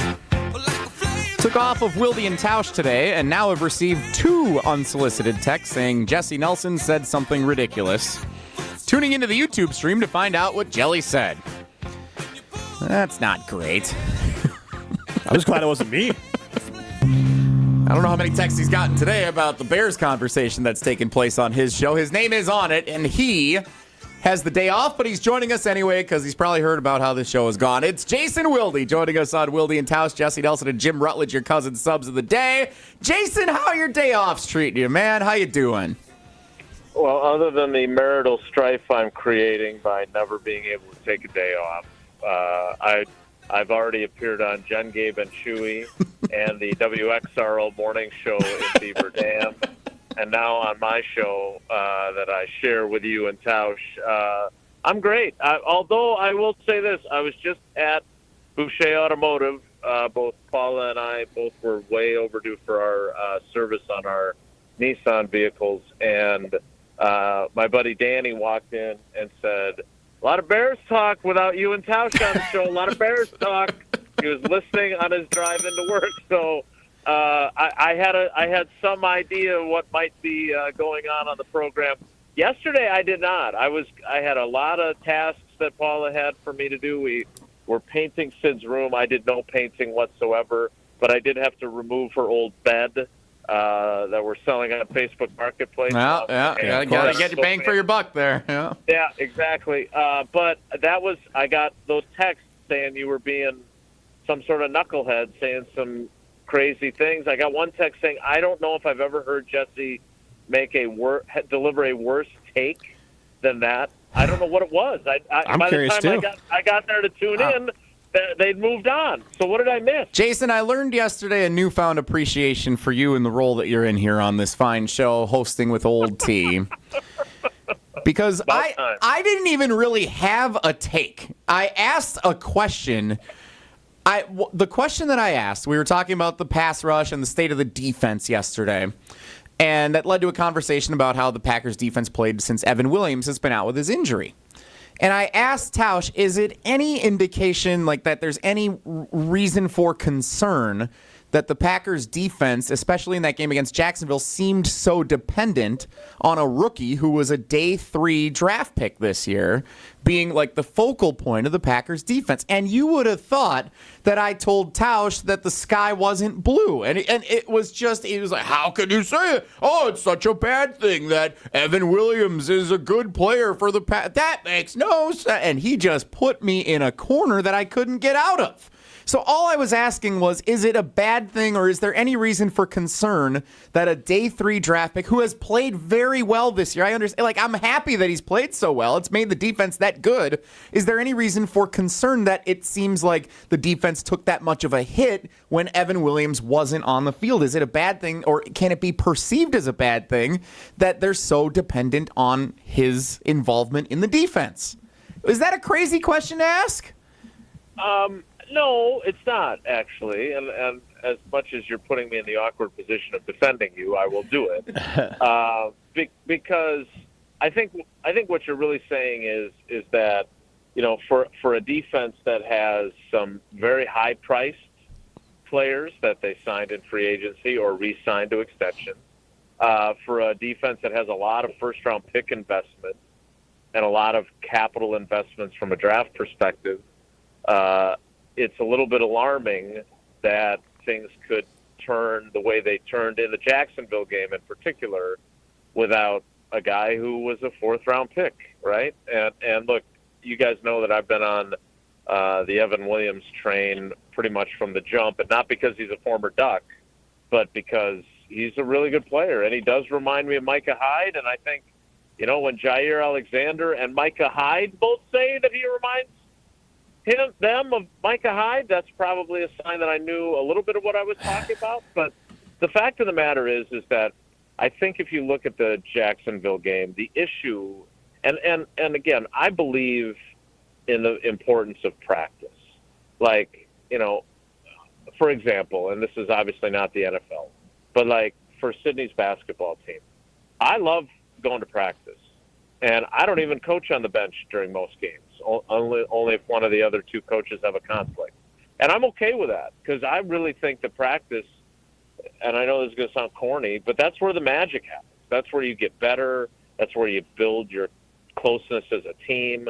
I have always loved practice. Now, maybe that's because, say, in high school basketball, I didn't play in the games, so I had to love practice. But my point is that what we have seen, both with Jordan Love and his performance in the last several weeks, and with the defense, is the value of practice.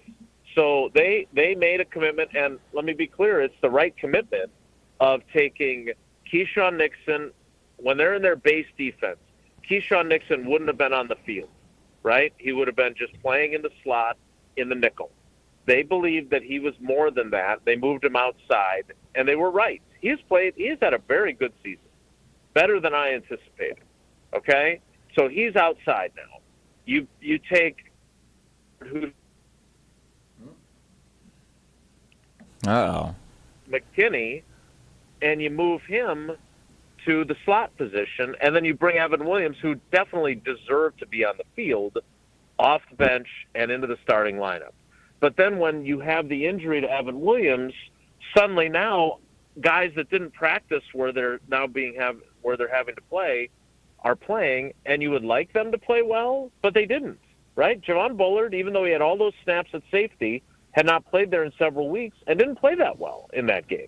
We saw him get smoked twice in that game. We certainly saw what Eric Stokes has done, right? I mean, Eric Stokes they never bench corners in the middle of a possession, and they did that late in the game against Jacksonville. So whether it's the inaccuracy or decision making that Jordan Love has had issues with, I don't think his knee or his groin were as big of issues on game day as they were the fact that he didn't practice on Wednesday and only did individual work on Thursday and then played, mediocre to poorly in the Lions game. That's what I think. And so, yes, your premise is a fair question, Jesse, but I think it goes to a bigger issue of how do you make sure that other guys are ready on defense? And I think that's what they're working through still, because I think if Jeff Hafley were sitting and joining you guys in the Everlight Solar ESPN Madison studios today, I think what he would say is, we got to make sure that these guys are ready if something problematic happens, because we were not ready to deal with that in the game against Jacksonville, and we weren't as good as we're capable of being in the Lions game against a really good offense. Thank you for your support, Jason. Much appreciated. I feel dirty, but I had to do it. Nice to have somebody in my corner here for once. So let's not get carried away. Jason, I've thrown this out to Evan Cohen nationally, and then we just had Chris Carlin on nationally, and this idea, and I give Matt Hamilton, my regular co-host, a hard time because he regularly calls Dak Prescott mid. Like he's just a mid quarterback, which to me is an insight into Packer fans, I would say, luck, fortune of having, obviously, Aaron Rodgers and Brett Favre. And I do feel like, and I use Matt and Molly, my two hosts, as my test cases, that it would feel disastrous if Jordan Love turns out to be the next Baker Mayfield, Dak Prescott quarterback. Let's just assume Baker stays with the same team, like Baker with Tampa right now. He's a very good quarterback, fringe Pro Bowl. Most teams would take him. Do you think that there is almost Jordan Love could almost be the victim of expectations with the Packers, that if he turns into Cousins or Ryan or Mayfield or Dak Prescott, I think Packer fans are going to be disappointed, which actually would be a great pick for Goody because that's not easy to do. No, they will be. They'll undeniably be disappointed. And again, I don't want to speak for Packers fans, and especially not for Packers fans as a whole, because they're not a homogeneous group. They are there are different people with different opinions. But I do get the sense that there has been a big surprise for a lot of them. And look, this is not me taking a victory lap in any way. But I do think that there has been a surprise that oh my gosh, in year 2, with opposing defensive coordinators having 19 games of film on him, they have managed to make him kind of goad him into mistakes. And I want to say, no, in the famous words of Mark Tauscher, no blank. Like, it's hard. It's hard to be a really good quarterback.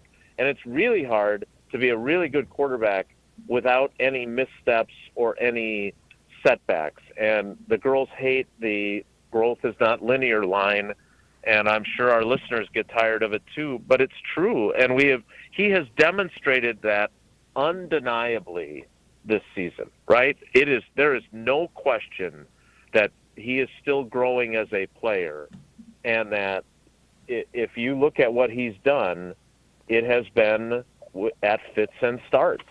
And the decision-making has been particularly problematic, right? Like, these are, and I keep using this as an example, and I'm sorry if people are tired of it, but one of how I felt sitting in the lobby of I think it was a Courtyard. The girls had a gymnastics meet in West Bend, and so I watched the San Francisco playoff game in the lobby, like, restaurant, which had no food and no beverages or anything else, by myself. And I wrote and I did the post-game show with the guys and everything else from there. And I will never forget the feeling I had after that game, which was, I thought Jordan Love was better than this. Because everything we had seen in the previous 9 games, including that playoff game where he had a perfect passer rating before they panicked and put him back in after they'd taken him out and put Sean Clifford in, he was too good for the mistakes he made in that game, right? Especially the last pass of the season, across his body, late, over the middle, into triple coverage. We were convinced he's beyond that. And that was the moment that crystallized to me as I continued to think about it through the offseason, that, hey, he's not better than that. You know why? Because he was a first-year starter. And it's great that he did what he did during those 9 games, but there's going to be more moments like that 49ers game. And we've seen them. I mean, the interception, Matt Hamilton's explanation of point saving notwithstanding, in L.A. is still confounding to me that he did that. And then, this one wasn't as bad, but as multiple listeners of ours brought up, what was even if Josh Jacobs breaks a tackle, it's not worth putting that ball in harm's way against the Lions. And it was all she wrote after that. They go in and score to start the second half. It's 24-3. You're donezo. And so those are things that he is still going through. And do I think he will come out on the other side as a better quarterback? Absolutely.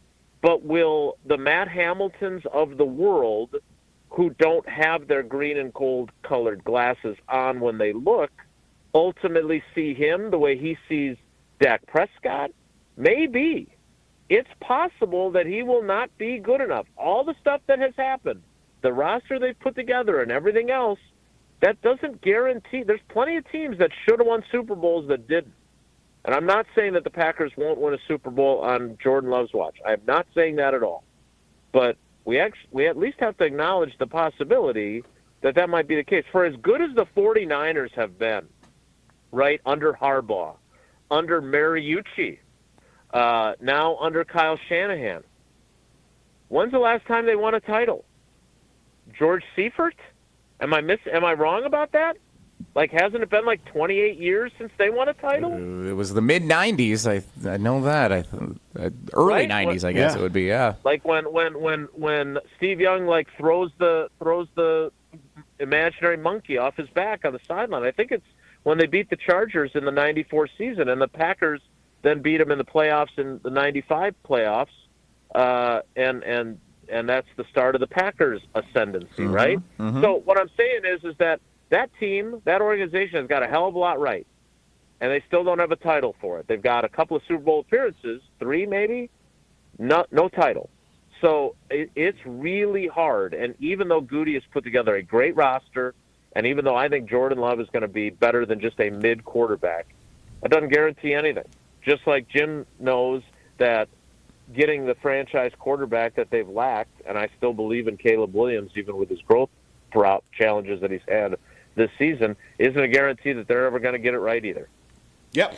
Too much Bears talk, Jason. Too much. Well, it's even positive I talk. thought I kept it to a minimum. when I brought it up earlier, it wasn't like hopium, you know. You're saying they might fire the coach after this weekend. Jason, thank you so much for the insights, and we'll be sure to have some of that available for a Where's Wilde round with Tausch next week. So keep that in mind when we get ready to play. When you return, you know how much he loves when you're a guest on your own show. Before you go, Riley Yauk is our producer today, and he is wearing a baby blue Texas Rangers Shin-Soo Choo jersey, which the fans watching on the video stream have loved, and it's led to us asking for the most random jersey that fans own. I know you've got a lot of trinkets and things in the basement, and if you haven't sold it on Facebook Marketplace, is there a jersey that's in your possession that you would say is the most random that you have owned? Yeah, who is the kid in the Mighty Ducks that is supposed to be a hawk, and then he ends up on the Ducks? Is that the Conway? Cake Eater. No, I think is Banks. Banks? Okay. I haven't seen Mighty Ducks in forever. Yeah. Been a minute for me as well. I have the Mighty Ducks, and not the Anaheim Mighty Ducks, like the actual District 5 Mighty Ducks, coached by Emilio Estevez. I have that jersey, and it's Banks 99. And I need to call Madison weight loss so I can fit into it someday. Well, there goes my request for you to wear it on Monday's show to throw Tausch a loop. So be it. I could probably squeeze into it. I probably won't make it all 3 hours, though. Just out of the gates on Monday. That'll be a fun twist to start our week with no Packers and Badgers game to react to from the weekend. Jason, enjoy the bye week. Enjoy your days off. Even though you keep working, you should get better at that. I can teach you a thing or two. Thank you so much for taking the time and joining your own show. It's literally what I said to Paula. I said, I could really take a good lesson from Jesse. That's never a problem for him. It's rude. Matt Hamilton could teach you too, but he's not here. So, at least he's competing at an international level. So, all right, guys, take care. Be good. He doesn't know what I'm up to. Jason Wilde joining Yes. Jason Wilde joining us on his own show here on Wilde and Tausch. You hear him every weekday right here, 9 to noon. You know that already. His name's on the marquee, Wilde and Tausch. Let's play trivia. Let's play trivia here to close out the 10 o'clock hour. We're way behind. The clock management when Jason gets involved is always atrocious. So let's play trivia. Caller number 9. I like 9. 844-770-3776. Right now, caller number 9. Final entries of the week to play Wilde and Tausch trivia. Today's trivia category: Jim, Matt, and Molly. I'm proud of this one. Okay. It's not about you. Don't worry. Okay. We have one question about a Jim, one question about a Matt, and one question about a Molly in honor of Jim, Matt, and Molly host Jim Rutledge as the cousin sub of the day on today's show. Jim, Matt, and Molly is today's trivia category. Caller number 9 right now, 844-770-3776. Wilde and Tausch trivia coming up next. It's Wilde and Tausch. On air, online, and on demand. Get all your favorite ESPN Wisconsin content anywhere you get your podcasts for free. The new Wisconsin On Demand. It's free, it's everywhere, and it's for you. Whether it's live or in podcast form, you've heard us on air with all of our shenanigans. Gabe, I'm throwing some... Why are you throwing... I don't want... Now see your favorite 94.5 ESPN shows streaming on video. Made by me, by the way. I hit that microphone like 4 out of 6 times on that. Subscribe to ESPN Milwaukee on YouTube and get notified when we hit the air live. Plus, you can watch back any second that you miss and see original digital content too. Watch, listen, interact. ESPN Milwaukee on YouTube. Let's get the latest from Lambeau. This is your green and gold fix on 94.5 ESPN. Brought to you by Z-Bart of Greater Milwaukee. Want that mirror finish on your car? You need Z-Gloss by Z-Bart. Z-Gloss is a 3-layer ceramic coating that not only gives your car that mirror finish, it protects it from everything that Mother Nature can throw at it. Visit zbart.com for more information. Well, seemingly for the Pack, when it rains, it pours, and rain it did on Sunday. Jordan Love, another tough outing as he continues to fight through that groin injury. 23 of 39 for 273 yards and and yet another interception. This time it was a pick six to end the first half in their 24-14 loss. Head coach Matt LaFleur. We know that we've got to take care of the football, but I don't question anything about what he's trying to do. We just got to do it better. A silver lining, the Packers did rush for 138 yards in the loss. This has been your Green and Gold Fix on 94.5 ESPN. Brought to you by Z-Bart of Greater Milwaukee. Kyle Walsh here from ESPN Wisconsin's Kyle Bruston-Nortman, and football season is back, and you know I'm watching every snap with the Underdog Fantasy Sports app in my hand. Making picks on Underdog is straightforward, and signing up is even easier. You make picks for your pick'em entry and choose if a player will go higher or lower when it comes to their stats. Maybe it's Jordan Love higher than 2.5 touchdown passes, or even Tyreek Hill lower than 150 receiving yards. Over 1 million fans got in on the action last season, and it is time for you to jump aboard. Just head over to Underdog's simple-to-use mobile app at UnderdogFantasy.com or sign up using promo code KBN, and Underdog will give you a free pick to use on your first cash pick'em entry, plus up to $1,000 in bonus cash when you deposit. That's Underdog Fantasy promo code KBN to claim your new customer special of a free pick and your deposit offer. Join me this football season and win big. Must be 18 plus and present in a state where Underdog Fantasy operates. Terms apply. Concern with your play. Call 1-800-GAMBLER or visit ncpgambling.org. Have you seen them yet? Seen what? 4 different ways to say I love you. I'd love to see those. Show me the list. What list? The list of 4 different ways to say I love you. Let's start over. Where are you going, Monica? I'm going to get the 4 different ways to say I love you. Sarah, imagine a box of assorted chocolates. Okay. When you open the lid, what do you see? I see a guy sitting on a park bench saying, life is like a box of chocolates. But what are the shapes of the chocolates? There are 4 different shapes.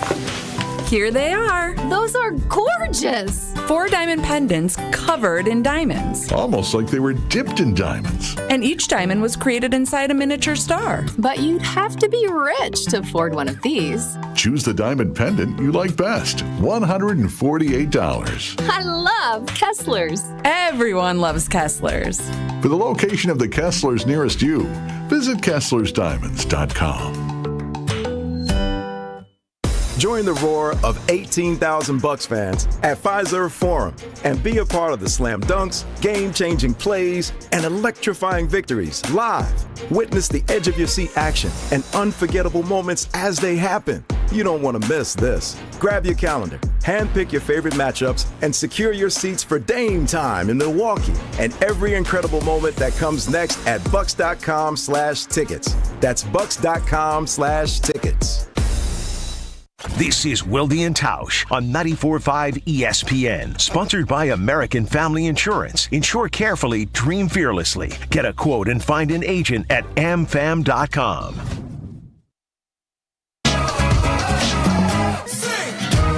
Jesse Nelson, Jim Rutledge, your cousin subs of the day on Wilde and Tausch. Special thanks again to Jason Wilde for joining his own show in our last segment. If you missed any of the conversation, we'll have it up for you. Apple, Spotify, Wisconsin On Demand, wherever you get your podcasts. In addition to subscribing to Wilde and Tausch, to Jim, Matt, and Molly, you should also subscribe to the Green and Gold Fix podcast to get all the best Packers conversation from ESPN Wisconsin each and every day. It is time now to play Wilde and Tausch Trivia. Fun category this week. Or today, I should say. Jim, Matt, and Molly, in honor of Jim Rutledge and is our cousin sub of the day from Jim, Matt, and Molly, weekday afternoons on ESPN Madison from 4 to 6. Our contestant today is not a Jim or a Matt or a Molly. It is a Mike in Oak Creek. Mike, welcome to Wilde and Tausch Trivia with Jesse and Jim. How are you on this beautiful Friday? Doing okay.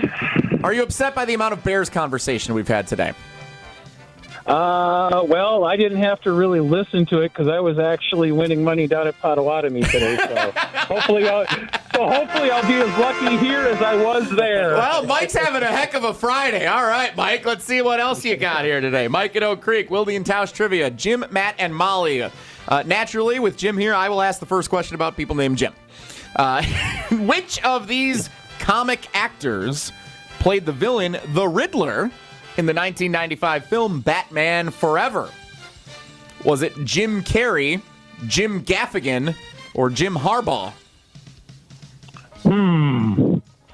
I'll go with A, Jim Carrey. Jim Carrey, put him on the board. Yes. All right. In addition to the Green Bay Packers, which of these NFL teams currently has a head coach named Matt? Seattle, Miami, or Chicago? Chicago? Yep. Sure is. Matt Eberflus, at least for now. We'll see on Monday if they lose to the Patriots. It could be a different story.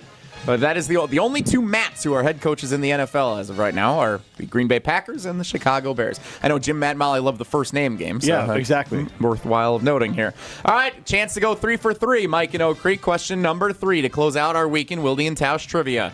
The 2017 movie Molly's Game, based on the memoir written by Molly Bloom, which Tausch talked about earlier this week on this show, follows the investigation of an underground empire of which type of competition?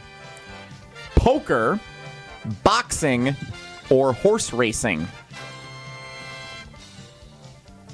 I'm going to go with horse racing.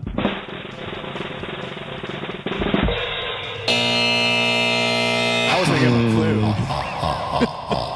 What would you have said to him, Jim? Where he was at earlier. That would have probably helped. Yeah, it was an underground. Okay, poker. It was an underground poker ring featured in Molly's Game. Very good movie, Mike. You have had a heck of a Friday already. Get home, and I think it's on Netflix. You can find Molly's Game if you want to give it a watch. It's worth it.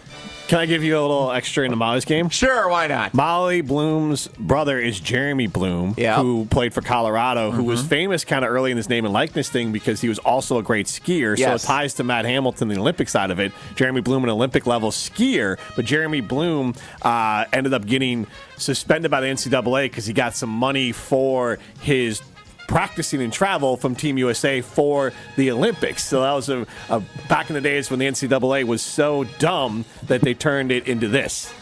Well, I'm glad they figured it out entirely. Yeah, they stuck their head in the sand and then they blew it up. Another Jim Carrey thing, Dumb and Dumber. There you go. Nicely done, Mike. You got 2 of the 3 questions correct, which means you get 3 of the possible 4 entries into the drawing for an ESPN Wisconsin prize pack a little bit later in the show. Good luck. Have a great rest of your weekend. You too. Mike in Oak Creek, today's contestant for Wilde and Tausch trivia. Jeremy Bloom came up earlier this week because when Tausch was on the call of the blowout loss for the Badgers at Iowa last week, he mistook Jeremy Bloom for Tim Dwight.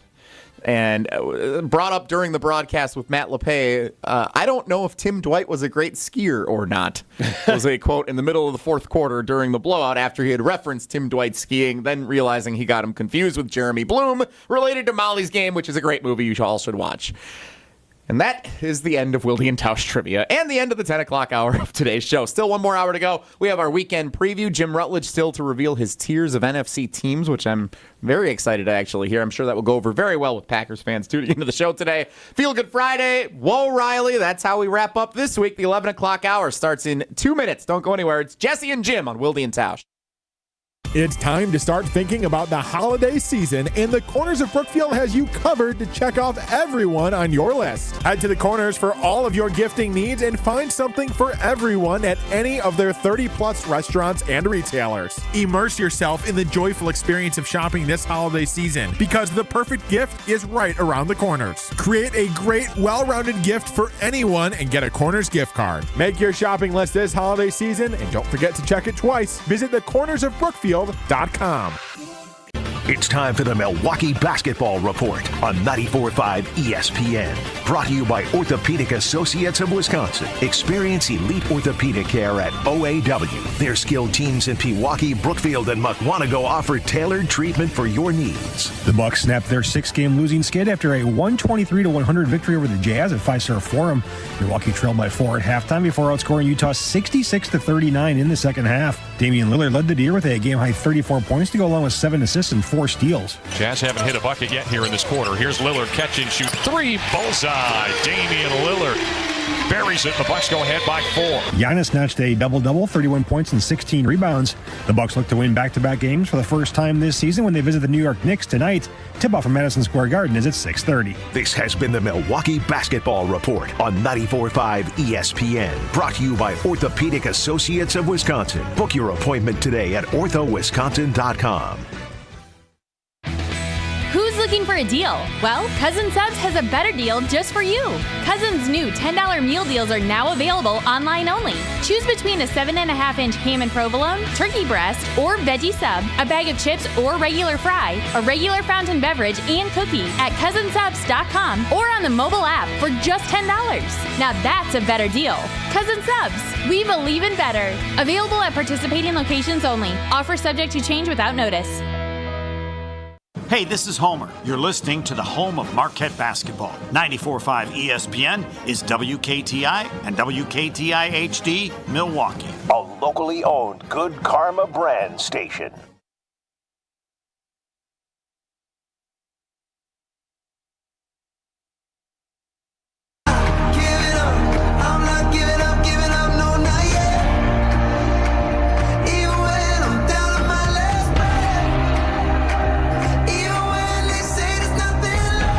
The 11 o'clock hour of Wilde and Tausch. No Wilde. Well, kind of was a Wilde today. Joined on the phone. No Tausch. He's for sure not here. Jesse Nelson, Jim Rutledge, your Cousin Subs of the day, along with producer Riley Auk, in for the guys. They'll be back on Monday. Heading into the Packers and Badgers bye week. Nice weekend to kind of take off. Although there are still some good games on the docket. We're going to hear about those in just a moment. Your way into the show, 844-770-3776, the ESPN Wisconsin talk and text line, where we've been asking for thoughts on the Chicago Bears, the jerseys, random jerseys that you have in your closet in honor of Riley Auk wearing a baby blue Texas Rangers Shin-Soo Choo jersey today, which is quite the move for Riley Auk, our producer in the Everlight Solar Studio here at ESPN Madison. All right, no Packers, no Badgers game this weekend. We have talked about the Bears-Patriots and what's actually a pretty significant game for the Green Bay Packers, because if the Bears lose, they might fire Matt Eberflus. Many expecting they would fire Matt Eberflus. You would say that, right, Jim? Yeah, I mean, except for the fact the Bears have never done it. Like, that's, it's honestly, as a Bears fan, you're like, the Bears have never fired a coach midseason. I doubt it starts now unless the team goes completely like anarchy. Could it also be like a Joe Barry situation last year after the Buccaneers game where it's like, we're not going to fire you, but we all know like this is going to officially end this thing right now? I think Washington may have ended it for them. Already? Okay. Yeah, you're a defensive-minded coach, and you lose on a Hail Mary, which, they kept Washington in check. Washington did not move the ball much. Some of Jaden Daniels, most of his yards to the air came on two big plays, the Hail Mary and one other big passing play. But Arizona, like the hangover from that game, the Bears looked unprepared, and the defense was just gashed by Arizona. So that, to me, like that's why this game is on the line, because if this team is distracted and goes in the tank after that Hail Mary, then that's on the coach. So let's go ahead and get to the Bears play at noon. They will not be featured in this because we already know Jim's going to watch that one. But what else is going on the football weekend with no Packers and no Badgers? It is time now for Riley Auk to lead us in this week's weekend preview. Alrighty, guys. As mentioned, no Packers, no Badgers this weekend. However, there are still a few good games. So I want to know, which one are you guys going to be watching? Which one are you going to ignore? Who cares? Starting in college football, Michigan at number 8, Indiana, 2:30 p.m. Saturday on CBS. Undefeated Indiana. Yeah, first top 10 team. I don't know what I was going with that. Something about the college football playoff rankings. Nailed it. You could have said the first time that Indiana's been a top 10 team. Yeah, It's probably first time true. they've been 9-0 in history. I actually had a few avenues there, and I didn't go any of them. Anyways, sticking in college football, number 11 Alabama at number 15 LSU, primetime matchup on ABC and ESPN Radio, 6:30 p.m. Moving on to the NFL, Giants versus the Panthers, 8:30 a.m. Is that the Germany game? Jim's eyes couldn't have rolled further back in his head right now. Yeah, that's not happening. Yeah, that's the Germany game. The Germany game on NFL Network. Our friend Joe Thomas is over there. If you want to see our friend Joe, we can support him and watch that game on the NFL Network, Jim. Oh, I do like Joe, but I'm not watching that game. Fair enough. I don't think I will be either. Eagles at Cowboys, 3:25 on Sunday on CBS. That could be good. Little NFC East matchup there. And finally, the Lions at the Houston Texans, Sunday Night Football on NBC. Which one of those games are you guys going to be watching? And we already know which one Jim is out on. That would be the Giants and Panthers in Germany. I literally got tired just thinking about that game. Yeah. Because it's early. Like, that game is 100% sleep game. Yep. Like, don't even get out of bed. Like, kind of flip the TV on. Oh, all right, and then fall back asleep. It's a nice, like, wake up early before the sun is up, and then, like, mid-morning, like, rest, nap, close the eyes while you got Panthers and Giants on in the background. Might be a good reason to tune into the game, actually. It's like noise. It's like golf on TV. Yeah. If you need a nap. Your version of golf this weekend. Or fire up the golf well, match. Sunday afternoon baseball in May is turn on Giants and Panthers. Yeah. It's like white noise for sports fans. Exactly. I've done that before with college football. Like last night, I just turned on Appalachian State, Coastal Carolina. Just give it a glance every now and again while I'm working on stuff. It was great. Absolutely. So you want to know which one of those I'm watching? Which one are you Which in one on, of those? yeah. I would be, I guess, Michigan, Indiana. I'm always curious what Michigan will be unless with Jim Harbaugh gone. But I also want to see, there's been a lot of Badger fans, and this is a bad take, but a lot of Badger fans are saying, like, oh, we'd be good too if we had Indiana's record. Maybe last year. Last year was the year to have that easy schedule, and they didn't do it. So, like, you can't this year say it. You could have done it last year. You could have been Indiana last year because you had an easy schedule, and you could have taken advantage of it, won a bunch of games, and you didn't. So I can't say you would have done that this year. But I am curious what exactly Indiana is, and then also what Michigan is. So this will be a good test for both. We were talking yesterday on this show about how much fun this college football season has been with the 12-team playoff and the entertainment value with some of these games like Alabama, LSU. In previous years, this game would not be as significant for postseason ramifications as it is right now, with these teams having 2 losses. But now, this is a huge game for playoff positioning. So Alabama, LSU still has ramifications like it typically has. It's always a huge game on the college football schedule every year in prime time. And I'm very excited to watch that one on Saturday night or listen to it on my way home from Badger Volleyball on ESPN Radio. Michigan, Indiana, fun college football slate tomorrow. Not fun Florida State, Notre Dame in prime time. I don't know how that one ended up there. You got to flex that one out, NBC. That one definitely, they put that there at the beginning of the season. They're Seemed like like a good maybe idea. 2 playoff contenders going at it. And not the case. I know I'll be looking forward to Alabama, LSU for sure because the loser's done. They're going to be out of the playoff contention. And LSU, they're bringing back the live Mike the Tiger for the pregame. So there's going to be a live Tiger on the sideline. I think it's a one-game thing. That's a fun reason to tune in. Exactly. See, Mike the Tiger. I'm excited for Alabama, LSU. And then Lions-Texans Sunday night. I feel like I got some, because the Packers aren't playing, you can kind of get out and do your thing on Sunday. Unlike Jim, I might actually go out in the kayak if it's nice on Sunday instead of sending the family out so I can watch NFL Red Zone or whatever else is going on. But Sunday night, get home. Lions-Texans going to be a great matchup on Sunday Night Football to kind of close out a free weekend of football without the emotional investment of the Badgers and Packers, and see if the Lions can do this thing again in primetime on the road. Fun matchup for 2 up-and-coming teams. I'm excited to watch that game. I don't disagree. It'll be a good one. Yeah, absolutely. Giants, Panthers, Eagles, Cowboys, no thanks. No. I'm good. That is your weekend preview on Wilde and Tausch. Looking ahead to the football weekend with no Packers and Badgers as we head into the bye week. No Wilde and Tausch today either. It's Jesse Nelson and Jim Rutledge. But if Tausch were here, you know that even though the Packers and Badgers are not playing, he would still tell you about Prize Picks, the best place to get real money sports action with over 10 million members and billions, with a B, billions of dollars in awarded winnings. Prize Picks has made daily fantasy sports accessible to all. You just pick more or less on at least 2 players for a shot to win up to 100 times your cash. Prize Picks, the only real money daily fantasy platform with an injury insurance policy, so your lineups stay in play even if one of your players gets injured. If your player leaves in the first half, doesn't return, Prize Picks, boom, keep your lineup live. With Prize Picks, they put their members first, so all withdrawals are fast, safe, and secure. When your picks hit, you can get your money in as quick as 15 minutes. And you can now win up to 100 times your money on Prize Picks with as little as 4 correct picks. Really fun. I love doing this all the time.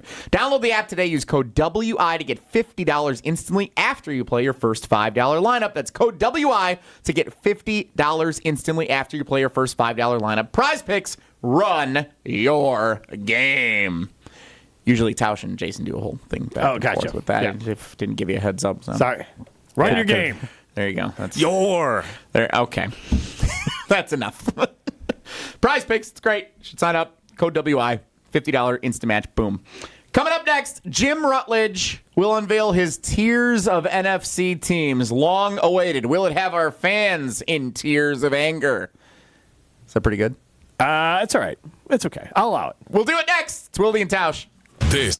This is Wilde and Tausch on 94.5 ESPN, presented by Pella Windows and Doors of Wisconsin, and sponsored by American Family Insurance.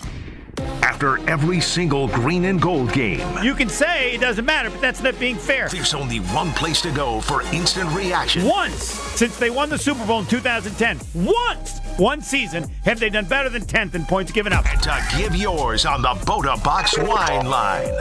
Tune into Green Bay Game Night with Homer after every green and gold game. Right here on 94.5 ESPN, the Wisconsin On Demand app, and at ESPN Milwaukee on YouTube. Let's get the latest from Lambeau. This is your green and gold fix on 94.5 ESPN. Brought to you by Tri-City National Bank, your hometown bank. Tri-City National Bank offers a full suite of personal and business banking products at 28 convenient locations. Open your account today at the community bank that was voted Milwaukee's best bank. Learn more at tcnb.com. Packers quarterback Jordan Love is throwing a league-high 10 interceptions in just 6.5 games played this season. While injuries have hampered the star quarterback this year, General Manager Brian Gutekunst believes Love has played very well as a whole. When you're able to make plays like he does, I think there's a bit of a fine line where you're feeling that. He's still a very young player. From the amount of times he's started, has to get better. I think we all know that. But at the same time, I'm not overly concerned. The way he works, the way he goes about things, that's just a matter of time, in my opinion. This has been your green and gold fix on 94.5 ESPN. Brought to you by Tri-City National Bank. Need to find that perfect home? Don't sell. Upgrade with a home equity loan. Renovate that kitchen. Retile that bath. You choose the fixtures. Let us do the math. Tri-City National Bank. Equal housing lender. NMLS 433891. Hey sports fans, looking to level up your next private event? V Private Bar Services is your game changer. Move beyond the ordinary. V Private Bar Services crafts custom cocktails tailored to your brand and your guests' taste. Imagine a bar experience that's as unique as your business. Our expert mixologists will create a memorable experience that your clients and team will rave about. From signature cocktails to full-service bars, we've got you covered. Be the MVP of your next event. Visit vprivatebar.com/MVP to book today. Rake in a big win this November at Potawatomi. Go head-to-head in the Cash Clash game show for your share of $300,000 in cash and prizes. Just play with your rewards card for entries. Prize drawings on Thursdays. The Cash Clash game show at Potawatomi Casino Hotel, Milwaukee. Your win is waiting. More info at paysbig.com. Must be 21 and a rewards member to play. This time of year can be really tough on a number of areas in your home. If you're struggling with any electrical issues, the superheroes at Current Electric are ready to help you. Chuck Smith is a Brookfield Central grad who started Current Electric over 40 years ago. His mission was to serve our community with integrity and quality. Whether it's as small as a switch repair or as large as rewiring your entire home, to a generator to keep your lights on, or even interest in solar energy, call on the superheroes from Current Electric. Go to callcurrent.com. That's callcurrent.com. From the biggest plays on the court to the comments made in the locker room after, an in-depth recap of every Bucks game in 6 minutes. No more, no less. Bucks in 6 provides game recaps for every game. Hear the high-flying dunks from Giannis. Puts it on the floor, spins down the lane, and plunges it through. Or the deep threes from Dame. Dame time has arrived with 107. Bucks in 6 on the Bucks Plus Audio Network. Find it now on bucks.com/plus or on Spotify, Apple, and wherever you get your podcasts. If only life had a remote control, you could pause or rewind.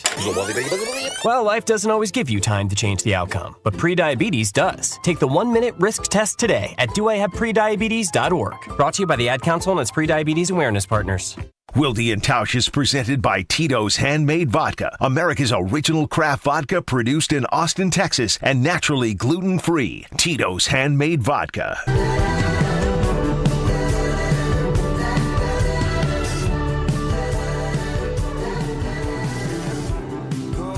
Wilde and Tausch. No Wilde nor Tausch. Jesse Nelson of Wilde and Tausch, I guess. Jim Rutledge of Jim, Matt, and Molly. Weekday afternoons 4 to 6 on ESPN Madison, the ESPN Madison YouTube channel. Riley Yauk of Zimbrick Honda's Prep Mania tonight. DC Everest Wanakee on the ESPN Madison YouTube channel with you for the morning as we head into the Packers and Badgers bye weekend. 844-770-3776 is the ESPN Wisconsin talk and text line, and many of you may want to have that number ready to share your feedback as Jim Rutledge of Jim, Matt, and Molly prepares to unveil his mid-season tiers of NFC teams. There are 16 of them, Jim. Not tiers, teams. Let's see how you rank the teams based on the scale of who is on what tier as we prepare for the second half of the season and likely postseason runs. Riley, is there any chance that you got in here early today and made any special music that we might be able to play while Jim unveils these rankings? There it is. Very nice. First of all, Robert says, just to troll Bears fans, he has a Jim McMahon Packers jersey. Well, Robert, Jim McMahon has as many Super Bowls as one person as Favre and Aaron Rodgers do combined. And Jimmy Mack is a legend. He wore a Bears jersey to the White House. So thanks for the support. You've just had that one holstered, waiting for everyone to chime in with, didn't you? It's there. He's trying to troll. Well, don't troll a troll. I'll throw it right back at you. Jimmy Mack, bigger winner than Rodgers and Favre combined. All right. Hot start as we get set for Jim Rutledge's tiers of NFC teams. You're starting strong. Tier 1, NFC teams. Detroit. That's it. I'm sorry. I tried to maybe finagle someone in there. And here's the thing, Packer fans. The Packers were not going to be in my top tier if I tried to make a top 3. Instead, I said I'm going to lump them all together. It is Detroit, head and shoulders above everyone else. They were in the NFC Championship game last year. They got better. They've learned how to win. They have a quarterback who's already been to a Super Bowl. They are the best team. They went to Green Bay and beat the hell out of your team. They're beating everyone up, and they are the team to beat. As of today, they are the unquestioned best team in the NFC, and I think if you were betting on it, you'd bet on Lions, Chiefs, Super Bowl. No objections. All right, tier 2. And this is where it's kind of a hodgepodge. I don't know what you want to call these teams. I think all these teams have a chance to get to the NFC Championship game to play against Detroit. I guess that's how I'd break it out.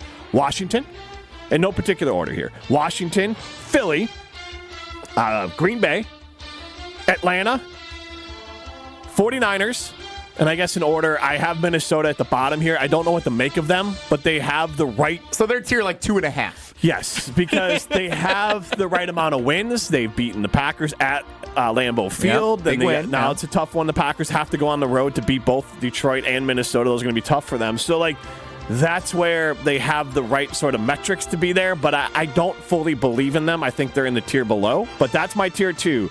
Washington, Philly, Green Bay, Atlanta, Minnesota, and the 49ers. I was wondering if you would put the Packers in the same tier as some of those other teams. It seems like kind of a large tier, honestly. I know, but to me, otherwise I could have... I mean, I initially had Detroit, Washington, Philly tier 1, and then Green Bay and everyone on tier 2. But I think, you know what? I think Detroit earns its own tier. And all these teams are just playing for the opportunity, and I think they all can play Detroit and maybe beat Detroit in Detroit. But if I'm betting it right now, Detroit's playing in the NFC Championship game, and they're playing that game in Detroit. Do you think Washington sustains this for the second half of the season? It did take a Hail Mary for them to beat your Bears. And they didn't look great their last game. And Cliff Kingsbury has a track record of falling off after about 8-9 games. Teams figure out his offense. And I like Jaden Daniels, but he still does not seem like a quarterback that even is on a Jordan Love tier.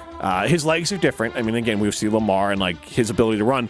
I hope I'm wrong in this because I'm not rooting for injury. I do think there's a Jaden Daniels injury that could derail this team. But Dan Quinn is a great defensive coach, unquestioned. And Cliff Kingsbury, maybe they could piece it together. I wouldn't bet on them. I would go with Philly. I've loved what they've done with their coaching staff, and it seems like they're starting to gel a little bit, and they have that win over Green Bay. 49ers, McCaffrey's back. Brock Purdy may be a system QB, but his system and the players around him are pretty dang good. So, who cares? If that's the system, he's still in it. So I would believe in the 49ers. They obviously constantly beat the Packers in the playoffs. Atlanta, they kind of got that old Detroit stink to them, where it's they never do it all the way. But let me ask you this: of these tier 2 teams, if I'll say it in the frame of the Packers, but you can say it for any team. If you had to go on the road in the playoffs and play either Washington, Philly, or Atlanta, who scares you the most of those 3 to go on the road and play in a postseason game? I would say Philly because Daniels is such a wild card. He could be, yes, it's a young game, but he could just slice you up Michael Vick style. Yeah. When Michael Vick came to Lambeau Field and ran all over the Packers and beat Brett Favre up at Lambeau Field in the playoffs. So, it could be one of those types. So you're just like the consistency of Philadelphia. You think that they're... I think Philly is not, obviously they already played them once. And so, I think the team that would be the toughest for the Packers to go on the road to play out of that group would be Washington. I actually have a bad feeling about Atlanta. I think Atlanta's going to get hot for the playoffs. I think they've figured it out after kind of a slow start with Kirk Cousins, and he's not many people thought he was actually going to be even ready to play at the start of the season, returning from that injury. He's getting healthier and better and more in line with that new look offense this year with him at the helm. I am worried that Atlanta is actually going to be a really good team, and just based on seeding, and if the Lions win the NFC North, the Packers have to go on the road in the first round. I'm kind of scared of a 5-4 or a 6-3 matchup with Atlanta. I just feel like they're a better team than their record will indicate at the end of the season. Well, and their head coach, their defense is a little bit suspect, but they have a defensive-minded head coach, so I still think that defense will continue to get better and at least play disciplined. And then Zach Robinson is their offensive coordinator. He's a guy that he's obviously doing really well, and he runs the similar offense that the Packers run. So that's a good coaching staff and good players. I might just have postseason nightmares of the Packers' last trip to Atlanta with Ladarius Gunter on Julio Jones. And there has been a history in the playoffs of former Bears who can't have success with the Bears doing well against the Packers, whether it's Robbie Gould or David Montgomery or Darnell Mooney this time. And that team actually is like the Bears South because Ryan Poles is on that, and so there's a lot of the second or third player in the depth chart are former Bears. Nice. Yeah, so all the guys that didn't make it with Poles. So we got through Tier 2, which are what you expect to be the rest of the playoff field. Those are the teams I think have the opportunity. It's not even playoff field. Those are the teams most likely to face Detroit in Detroit for the NFC Championship. Okay. So then who's in Tier 3? These are the teams that got a shot at the playoffs, but I wouldn't bet on it. That is Arizona. That is the Rams. That is Chicago. That is Tampa. And that is Seattle. Okay, not a bad tier. So it's I wouldn't bet on it. I would actually put Seattle lower. I have been down on Seattle since day one this year. I think they're frauds. Yeah, I like their coach, McDaniel. I think, again, a defensive-minded coach, that floor is going to be high enough. Because my last one is just who cares? You're done. You're cooked. So, and who's in that one? I'm not putting Seattle in the you're fully cooked one. Put them in the cook, they're done. Like the lobsters are thrown around at the market. And again, if Chicago loses to New England, I'm bumping them into the you're cooked sort of thing. Mm-hmm. But Dallas, because I think McCarthy is probably getting fired. Obviously, the Giants, they don't even have a reason to win. They need a quarterback. You got the Germany teams in there this week. Right, exactly. Saints. Yep. And then Carolina. Yep. Carolina might give Chicago the first overall pick in the second round because Chicago, in that trade they got for Caleb Williams, they also got Carolina's second round pick this year. So the Bears could end up with the first pick in the second round next year. So.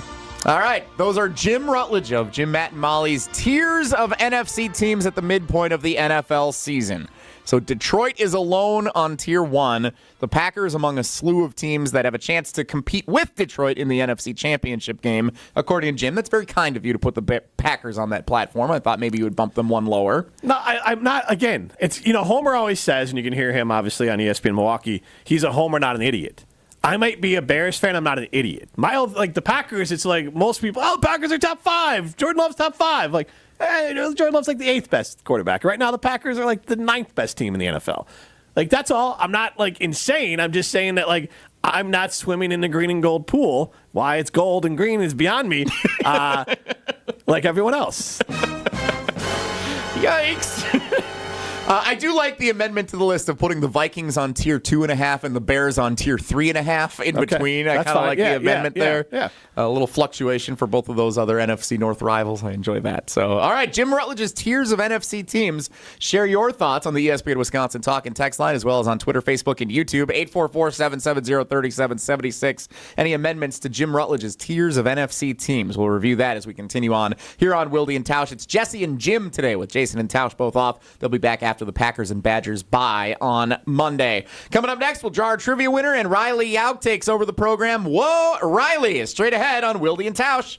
This is Wilde and Tausch, driven by Wilde and Tausch is presented by Pella Windows and Doors of Wisconsin. Call Gina Della from Pella at 855-PELLA-WI or visit online at PellaWI.com/radio.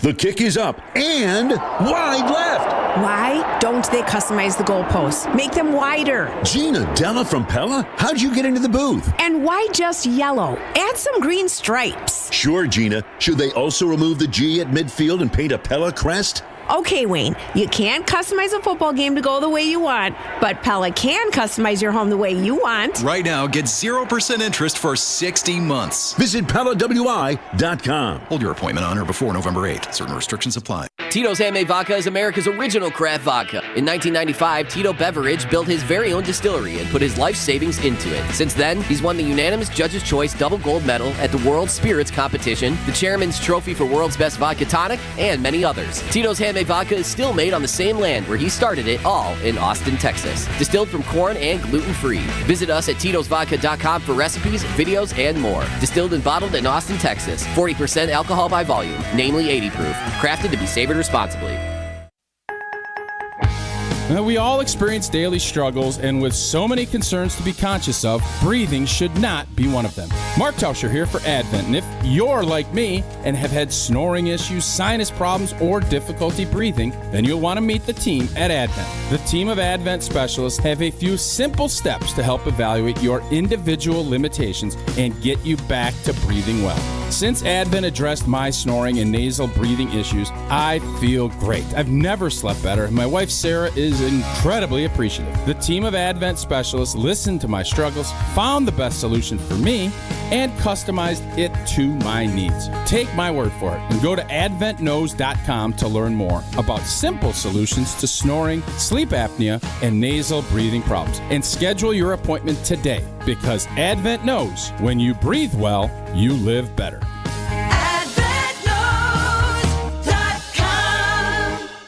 There's a good chance you're on a budget. We all are. But she wants a diamond. You know it, I know it. And Robert Hack Diamonds knows it too, because they offer a huge collection of lab-grown diamonds, and they sell them at crazy prices. How about 2-carat total weight diamond studs for free when you mention ESPN and purchase at $2,000 of in-stock jewelry? You'll receive a free pair of 2-carat total weight diamond studs. Robert Hack Diamonds can get any size, shape, or clarity in natural or lab-grown diamonds. Don't buy until you call Robert Hack Diamonds in Greenfield or in Brookfield. Why overspend when you can save at Robert Hack Diamonds for the same diamond you're looking for? Spend at least $2,000 on in-stock jewelry, and you get 2-carat diamond studs free, as long as you mention ESPN. Your visit will be worth it, and she'll think so too. Robert Hack also offers repair services and cash for your old gold. Robert Hack Diamonds, RobertHackDiamonds.com, RobertHackDiamonds.com. Visit them in Brookfield or in Greenfield.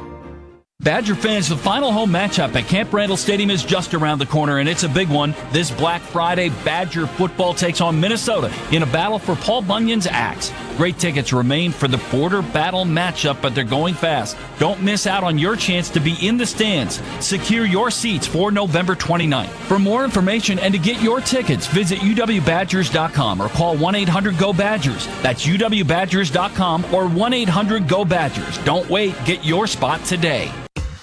Elevate your game day gear or any outfit with official merchandise from the Milwaukee Bucks Pro Shop.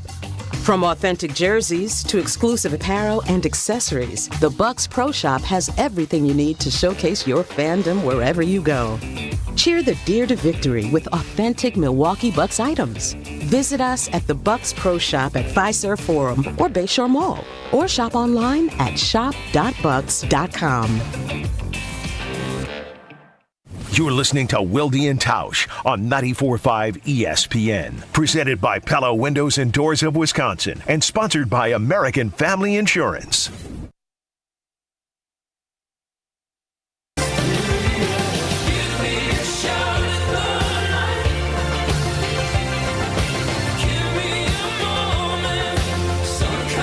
Jesse and Jim on Wilde Tausch. ESPN Wisconsin. Wisconsin On Demand, YouTube, wherever you get your podcasts. Wilde and Tausch back on Monday. Both of the fellas a much-deserved day off today as we head into the Packers and Badgers bye weekend. I'm actually changing I said I enjoyed that both teams are off this weekend. I'm actually changing my mind on that. I'm a little bummed. I wish the Packers were playing. I don't mind the Badgers being off. They could use a week off and kind of get some things figured out. That was tough last week to watch on Saturday night. Badger volleyball taking center stage on NBC tomorrow afternoon against Penn State. Top 10 showdown at the Fieldhouse. That'll be fun to watch. Red out for those who are going. So that'll be 4 consecutive weeks of some Badgers team being in primetime on NBC then. Yeah, with the Badgers playing Oregon next week, for sure. Nice observation, Riley. Wild. Hopefully we'll get more astute stuff like that coming up here when we get to... Oh, nope. Sorry, he's not ready. Poor guy. Panic face. You got to draw a trivia winner. Yeah, I do. Let's do it. All righty. Well, I thought you might let Jim loves trivia so much. I thought you might let Jim do it. Should I bring in the ice cream helmet to you? And my hate of trivia comes from bartending days where people would come into Damon's in Mequon, where I bartended and waited tables, and sit there and play a stupid trivia game all day, and then not tip appropriately. Okay, that's fair. Was that the one where it was like the little blue console? Box. Yeah, you would have to hand out. Look, that's fine. Just know that a table should turn over every 45 minutes. So for every 45 minutes there, you should be adding 10% to your tip. Okay. Otherwise, you are just literally screwing someone over because you sit there all day and then you go with a $40 bill and $8 tip. Great, thanks. How about you just wait on yourself? Whoever texted at the start of the show asking for a good Rutledge rant today, there you go. You got it before show's end. I will keep that in mind. I've drawn trivia. It's also why I don't like wrestling. Also, bad tippers would sit there all day. Like, you'd have football all day, and then wrestling would be on at night. They'd put it at Damon's, and, like, they get the pay-per-view, and they get these big tables of all these nerds that would be there to watch wrestling, and then they'd leave you a nerd-type tip. It's so mad. Okay. I will keep that in mind when it comes to tipping tip well in the when future. You're a wrestling fan and a trivia player is the message here from Jim. Yeah, break the stereotype. I have drawn for trivia. The winner for this week is Tim in Madison. Congratulations. Nice job, Tim. Big win for Tim earlier this week. Sorry to Mike in Oak Creek. Didn't keep his winning day going, although he had a nice morning at Potawatomi, evidently. Unfortunately not. Riley, the floor is yours. Let's get to Whoa, Riley. If the topic is good, the guys discuss. Just the other morning I had breakfast at Tracy Rocker's house. His mama brought out 15 flapjacks. He said, Mama, take back 5 of them flapjacks. I gotta stay hungry for the Crimson Tide. But if it's not, the show must go on.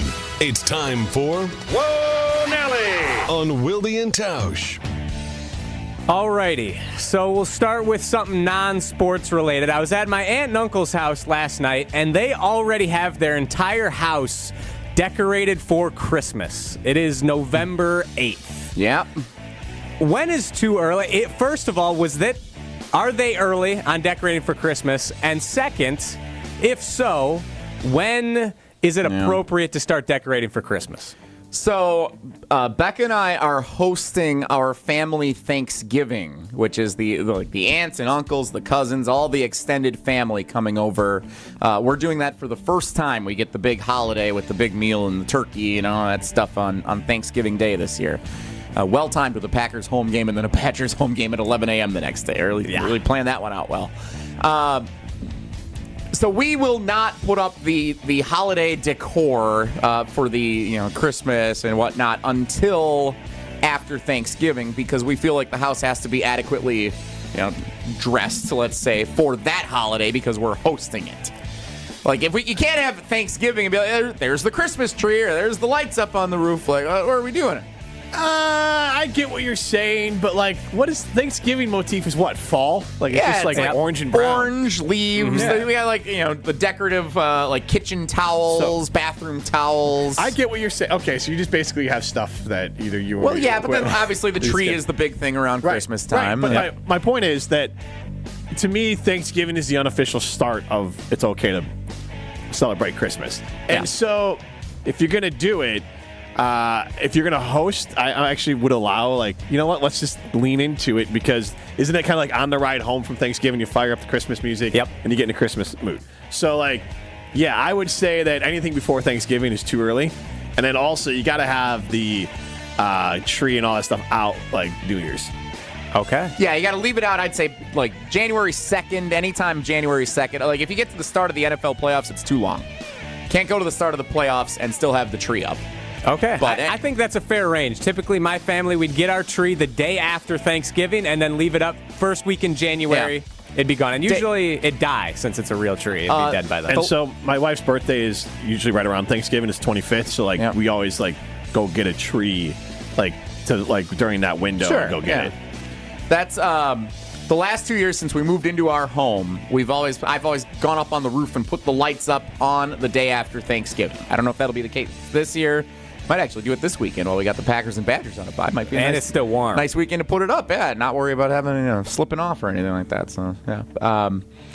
We do have a friend who has, she put the full tree, November 1st. She had the tree up in her apartment and all the lights and the candles and all that stuff. Yep. That's crazy. I'm not doing outdoor lights. I've told the family not going to happen. I said... You retired from outdoor lights? We'll do, a little bit. One, they complained all the time, and then two, it's mainly that's fair. Oh, you didn't put them up right. Well, go ahead, have at it. But two, it was more of, I'm not... we have a 2-story house. Dad's not risking anything at all to go changing out the lights. So, is what it is, and I'm not paying someone to do it. So, no. I mean, we have some bush lights. You throw those. On top of the lights. Yeah.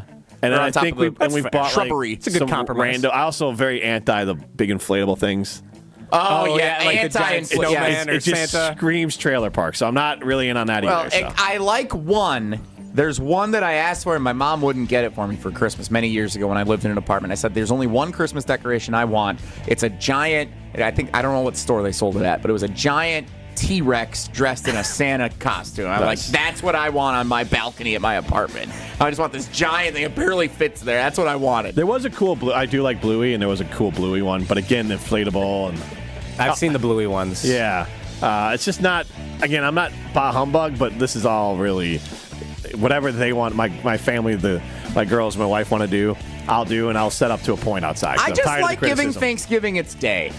Thanksgiving gets overlooked. It's everyone's already onto, all the stores are onto the holidays and Christmas. Give Thanksgiving its day. It's one of the best holidays. Okay, that's a take in of itself, but... Well, it's the only holiday that's specifically designed for a 4-day weekend no matter what. Everything else, you get Memorial Day, Labor Day, 3-day weekends. You can take extra vacation days if you want, but many offices and businesses will grant not only Thanksgiving, but the day after Thanksgiving is a day off too. Mm-hmm. And then you get it's a built-in 4-day weekend. That's true. But what about Christmas? If you're not working in sports where you have to work near or on holidays, I feel like typically people get a few days off for Christmas. Yeah, this year. Christmas is a Wednesday this year. So those who get the day off for Christmas, you're going to get Wednesday. Maybe your office gives you Tuesday, but then you got to take your own day off Thursday if you're getting back at it. So it's the only every year built-in 4-day weekend. Thanksgiving. Underrated. Okay. Fair enough. Will Riley. Nelly. Okay, back to sports. So Zach Taylor, the head coach for the Cincinnati Bengals, got a lot of flack yesterday after a failed 2-point conversion led to the 35-34 loss to the Baltimore Ravens. And this was after Buccaneers head coach Todd Bowles got a ton of flack for not going for 2 points. And then the Chiefs won the coin toss, marched right down the field, won the game. So if you guys are in that situation, you're down a point, do you take the extra point, go to OT, or do you go for 2 and try to end it? The bigger issue they made was that they scored too early. They left a little too much time there. Chase Brown, rookie mistake, ran out of bounds, should have stayed in. Yeah, because they would have, because the Chiefs had a chance to get the points at the end of the half, or at the end of the game there. If I'm Tampa, and you need to win that game, and the Chiefs don't lose, and you're on the road, you go for 2. I think it's a very easy formula. If you can't say this if you're the head coach, but you can think it. If you think you're the better team, you play to overtime and you feel like you got this and your defense will go out there and get a stop. Because that's the other component of NFL overtime is you might need to get a stop without getting the ball back. So otherwise you're going to lose and your offense will never see the field. So if you feel like you have a good defense that can get you a stop or at least hold the other team to a field goal, go ahead and play to overtime if you feel like you're the better team. If you feel like, wow, we kind of backdoored our way into having a chance to tie this game and win it, and we're thankful to be in this position, go for 2 and win the game. And most of the time, if you're on the road, go for 2 and try to win the game. I don't think you want to leave it up to chance if you're the road team. Home team, you got the atmosphere, the fans are going to be into it, a tight game. There's a little component of it there. On the road, probably going for 2 if I'm the road team. Probably 80-90% of the time. Yeah, I really didn't understand why people were coming down on Zach Taylor so hard because the Ravens had scored 4 touchdowns in a row on 4 consecutive drives. That defense, if they lost the coin toss, was probably not going to get a stop. I think just fans going both ways. You're a genius if it works, and you're stupid if it doesn't. Either way, it's frustrating to see. Will Riley. Whoa, Nelly. Alrighty. Last one? Last one I got for you. Real simple. I had a bagel for breakfast this morning. You guys sweet or savory breakfast people? Sweet. I'm all sweet. Like a cinnamon roll, cinnamon toast crunch. Like a Pop-Tart. Oh, I do like Pop-Tarts. Yeah, a lot of anything sweet. When we're up north, like over the summer, maybe this is why I worked with a great team at Madison Weight Loss. When we're up north, like having a cup of coffee and like a leftover like dessert bar or some kind of bar that's got like a cookie or nice brownie little crumb kind of thing cake to it. Yeah, like not the healthy breakfast by any means, but that's what I like to have in the morning. Not a big breakfast guy. I'm not a big breakfast guy. I would probably go savory though. Like if we make pancakes or things like that at the house, like I can have my kids out eating. I buy a ton. It's too sweet. And then what happens is I'm end up hungry later anyways. But like I feel like a pancake or those bread sort of sweet things, French toast, you eat one, a cinnamon roll, you get really full, and then you're hungry because it's obviously just empty calories. You're hungry later. So give me some bacon and a cup. Like I'm basically like a 75-year-old farmer. Just give me bacon and coffee. And you know what? I do like we have every once in a while we get from Costco like the cinnamon bread with some butter on it. Yep. Like I'm good with that breakfast. Now, what do I normally eat? Yogurt and a granola bar and coffee. But if I had my choice, it'd be one of those things. That's it for Will Riley. Thank you, Riley. Great job today. Perfect. Thank you, guys. That's it for Will Riley. We'll wrap up the show as we do every Friday. Even though there's no Jason and no Tausch, it's still Feel Good Friday on Wilde and Tausch. That's coming up next on Wilde and Tausch. Wilde and Tausch continues next on 94.5 ESPN. Presented by Pella Windows and Doors of Wisconsin and sponsored by American Family Insurance. Greg Matzek, Gary Ellerson, the day after reaction show you need in your life. This offense, Matt LaFleur's side of the ball, dragged this whole team through where they are right now. It's Potawatomi Sportsbook Football Mondays with Greg and Gary. The defense got hot at the right time. That might be what we're seeing here with the Packers defense as well. Live from the Potawatomi Sportsbook Studios from 6 to 8 p.m. every Monday on 94.5 ESPN.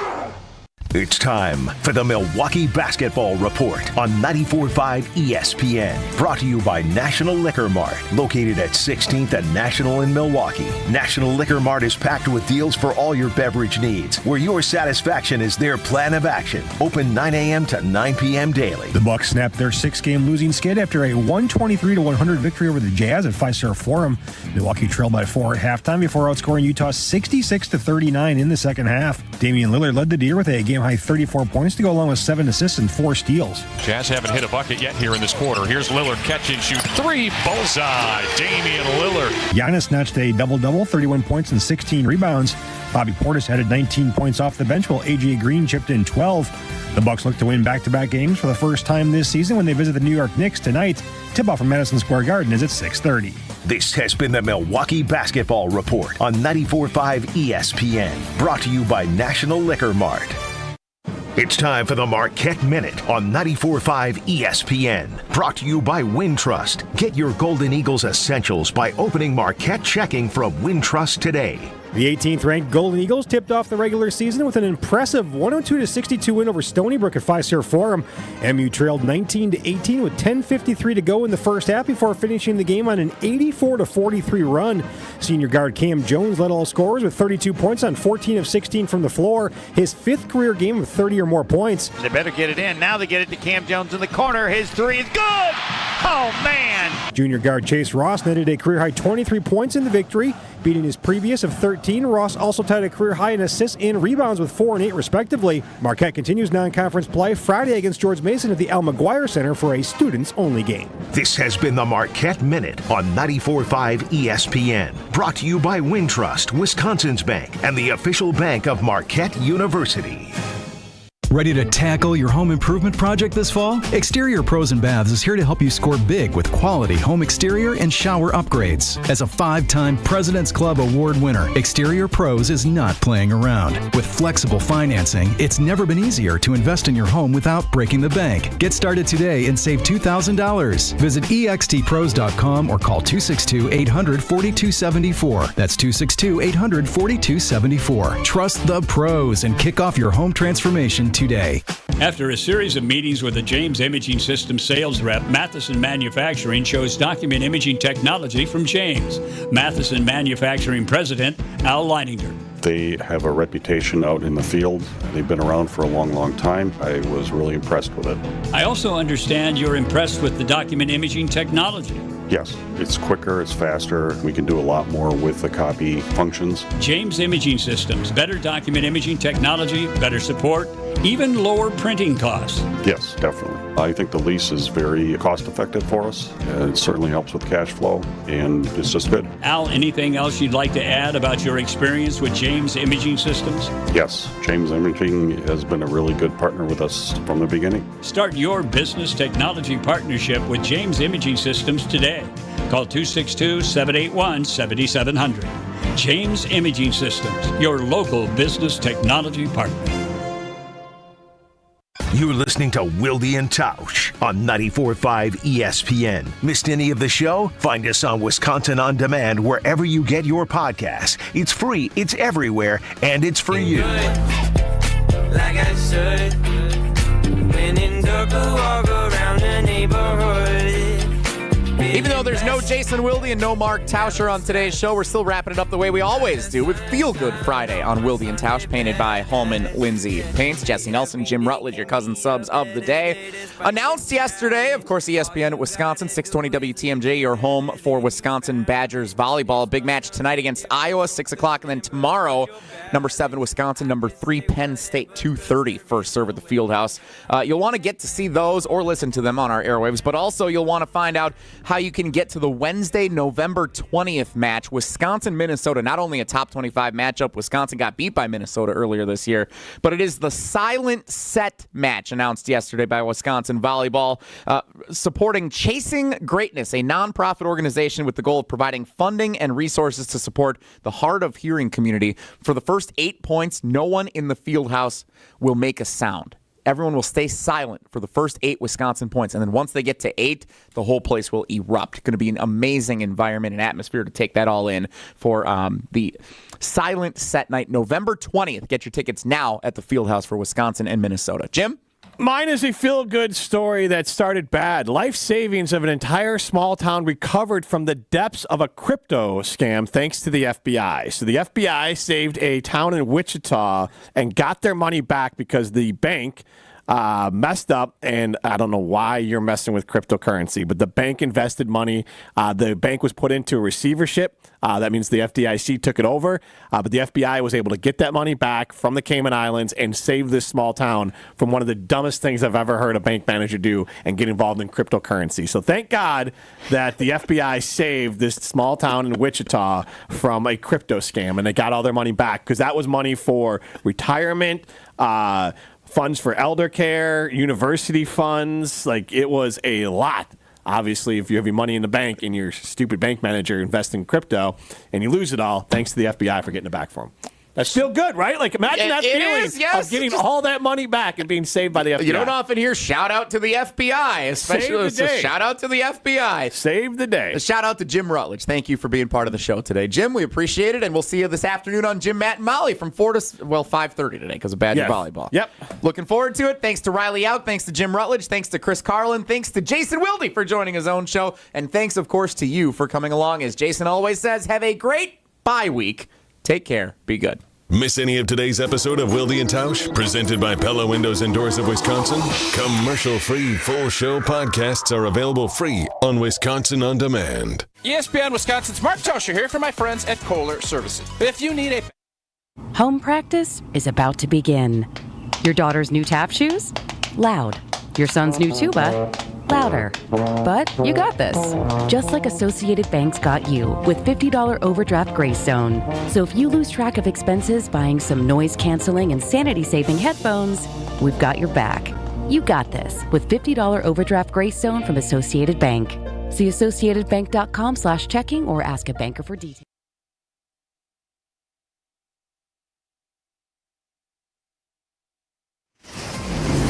Get used to the mantra, all gas, no break, no break, no break. From the headquarters of ESPN in Bristol, Connecticut, this is Carlin versus Joe on ESPN Radio and on the ESPN app. I just continue to be blown away by what happened last night with the Bengals and, frankly, for the Ravens, for that matter. It's Carlin versus Joe on ESPN Radio on Sirius XM Channel 80. The Bengals had an opportunity last night to really put themselves right in the heart of it, and they let it get away from them. And, Joe, I feel like they did the exact opposite. They separated themselves from the pack in a very negative way, and that I come out of that feeling like Bengals are done at this point. Yeah, it was the Chase Brown fumble. And it's unfair to put it all on Chase Brown, but that's the moment the season was lost. If you're going to look for the spot where it all came to an end, the Chase Brown fumble. Yeah. You were up 2 scores. You had the ball. You were killing the clock. Everything was going your way. Everything was coming up Cincinnati. The crowd had been taken out of the game. Brown gets stripped. It's in their own territory. You knew exactly what was going to happen after that. Jackson was going to come out and engineer a scoring drive. He does. Baltimore's defense rallies to get one of the rare stops they got in that game. Jackson immediately leads another touchdown drive, and just like that, it's 21-all, and you're thinking, this is going to get away from Cincinnati because they couldn't figure out a way to rebound from the one big mistake they made. There are teams that have that happen. Kansas City had that happen against the Raiders. Tight game a couple weeks ago. Afternoon window. I believe it was in Vegas. It was not at Arrowhead.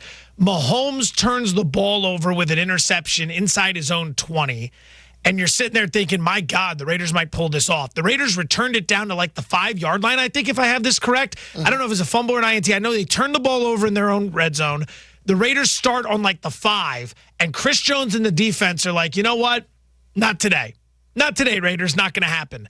And they go out there, and it's just 4 plays in a row of terrific defensive prowess. They get the stop.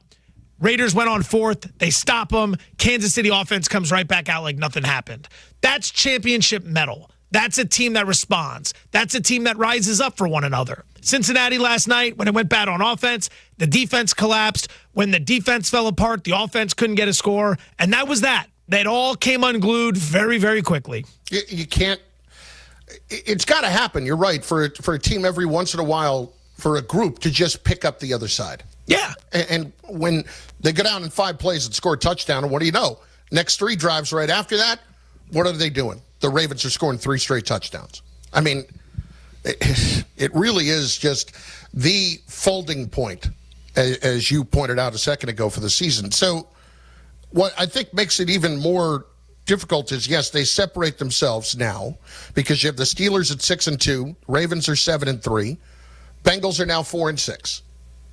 4-6. So many winnable games. So many winnable games. And so when they're going up and down the field on you and throwing the ball all over the place, you think that this is a team that could actually do something when you have Joe Burrow, and you're kind of wasting that. Now, I want to pay this off from earlier, because we were asking the question when we were talking about this at the beginning of the show, about the fact that the Ravens now are a team that is dead last in pass defense and number 1 in rush defense. And we wondered aloud, like, has that ever happened? Couldn't have possibly ever happened. It's an anomaly. We know too much about this. No way it's ever happened before. Yeah, it's happened 5 times. 5 times. This is from ESPN Stats and Info, and we thank them for this. Last 40 years happened 5 times, including to the Ravens 3 years ago. Here are the 5 teams. Yeah. The 2021 Ravens are one of the 5 teams that have done it before.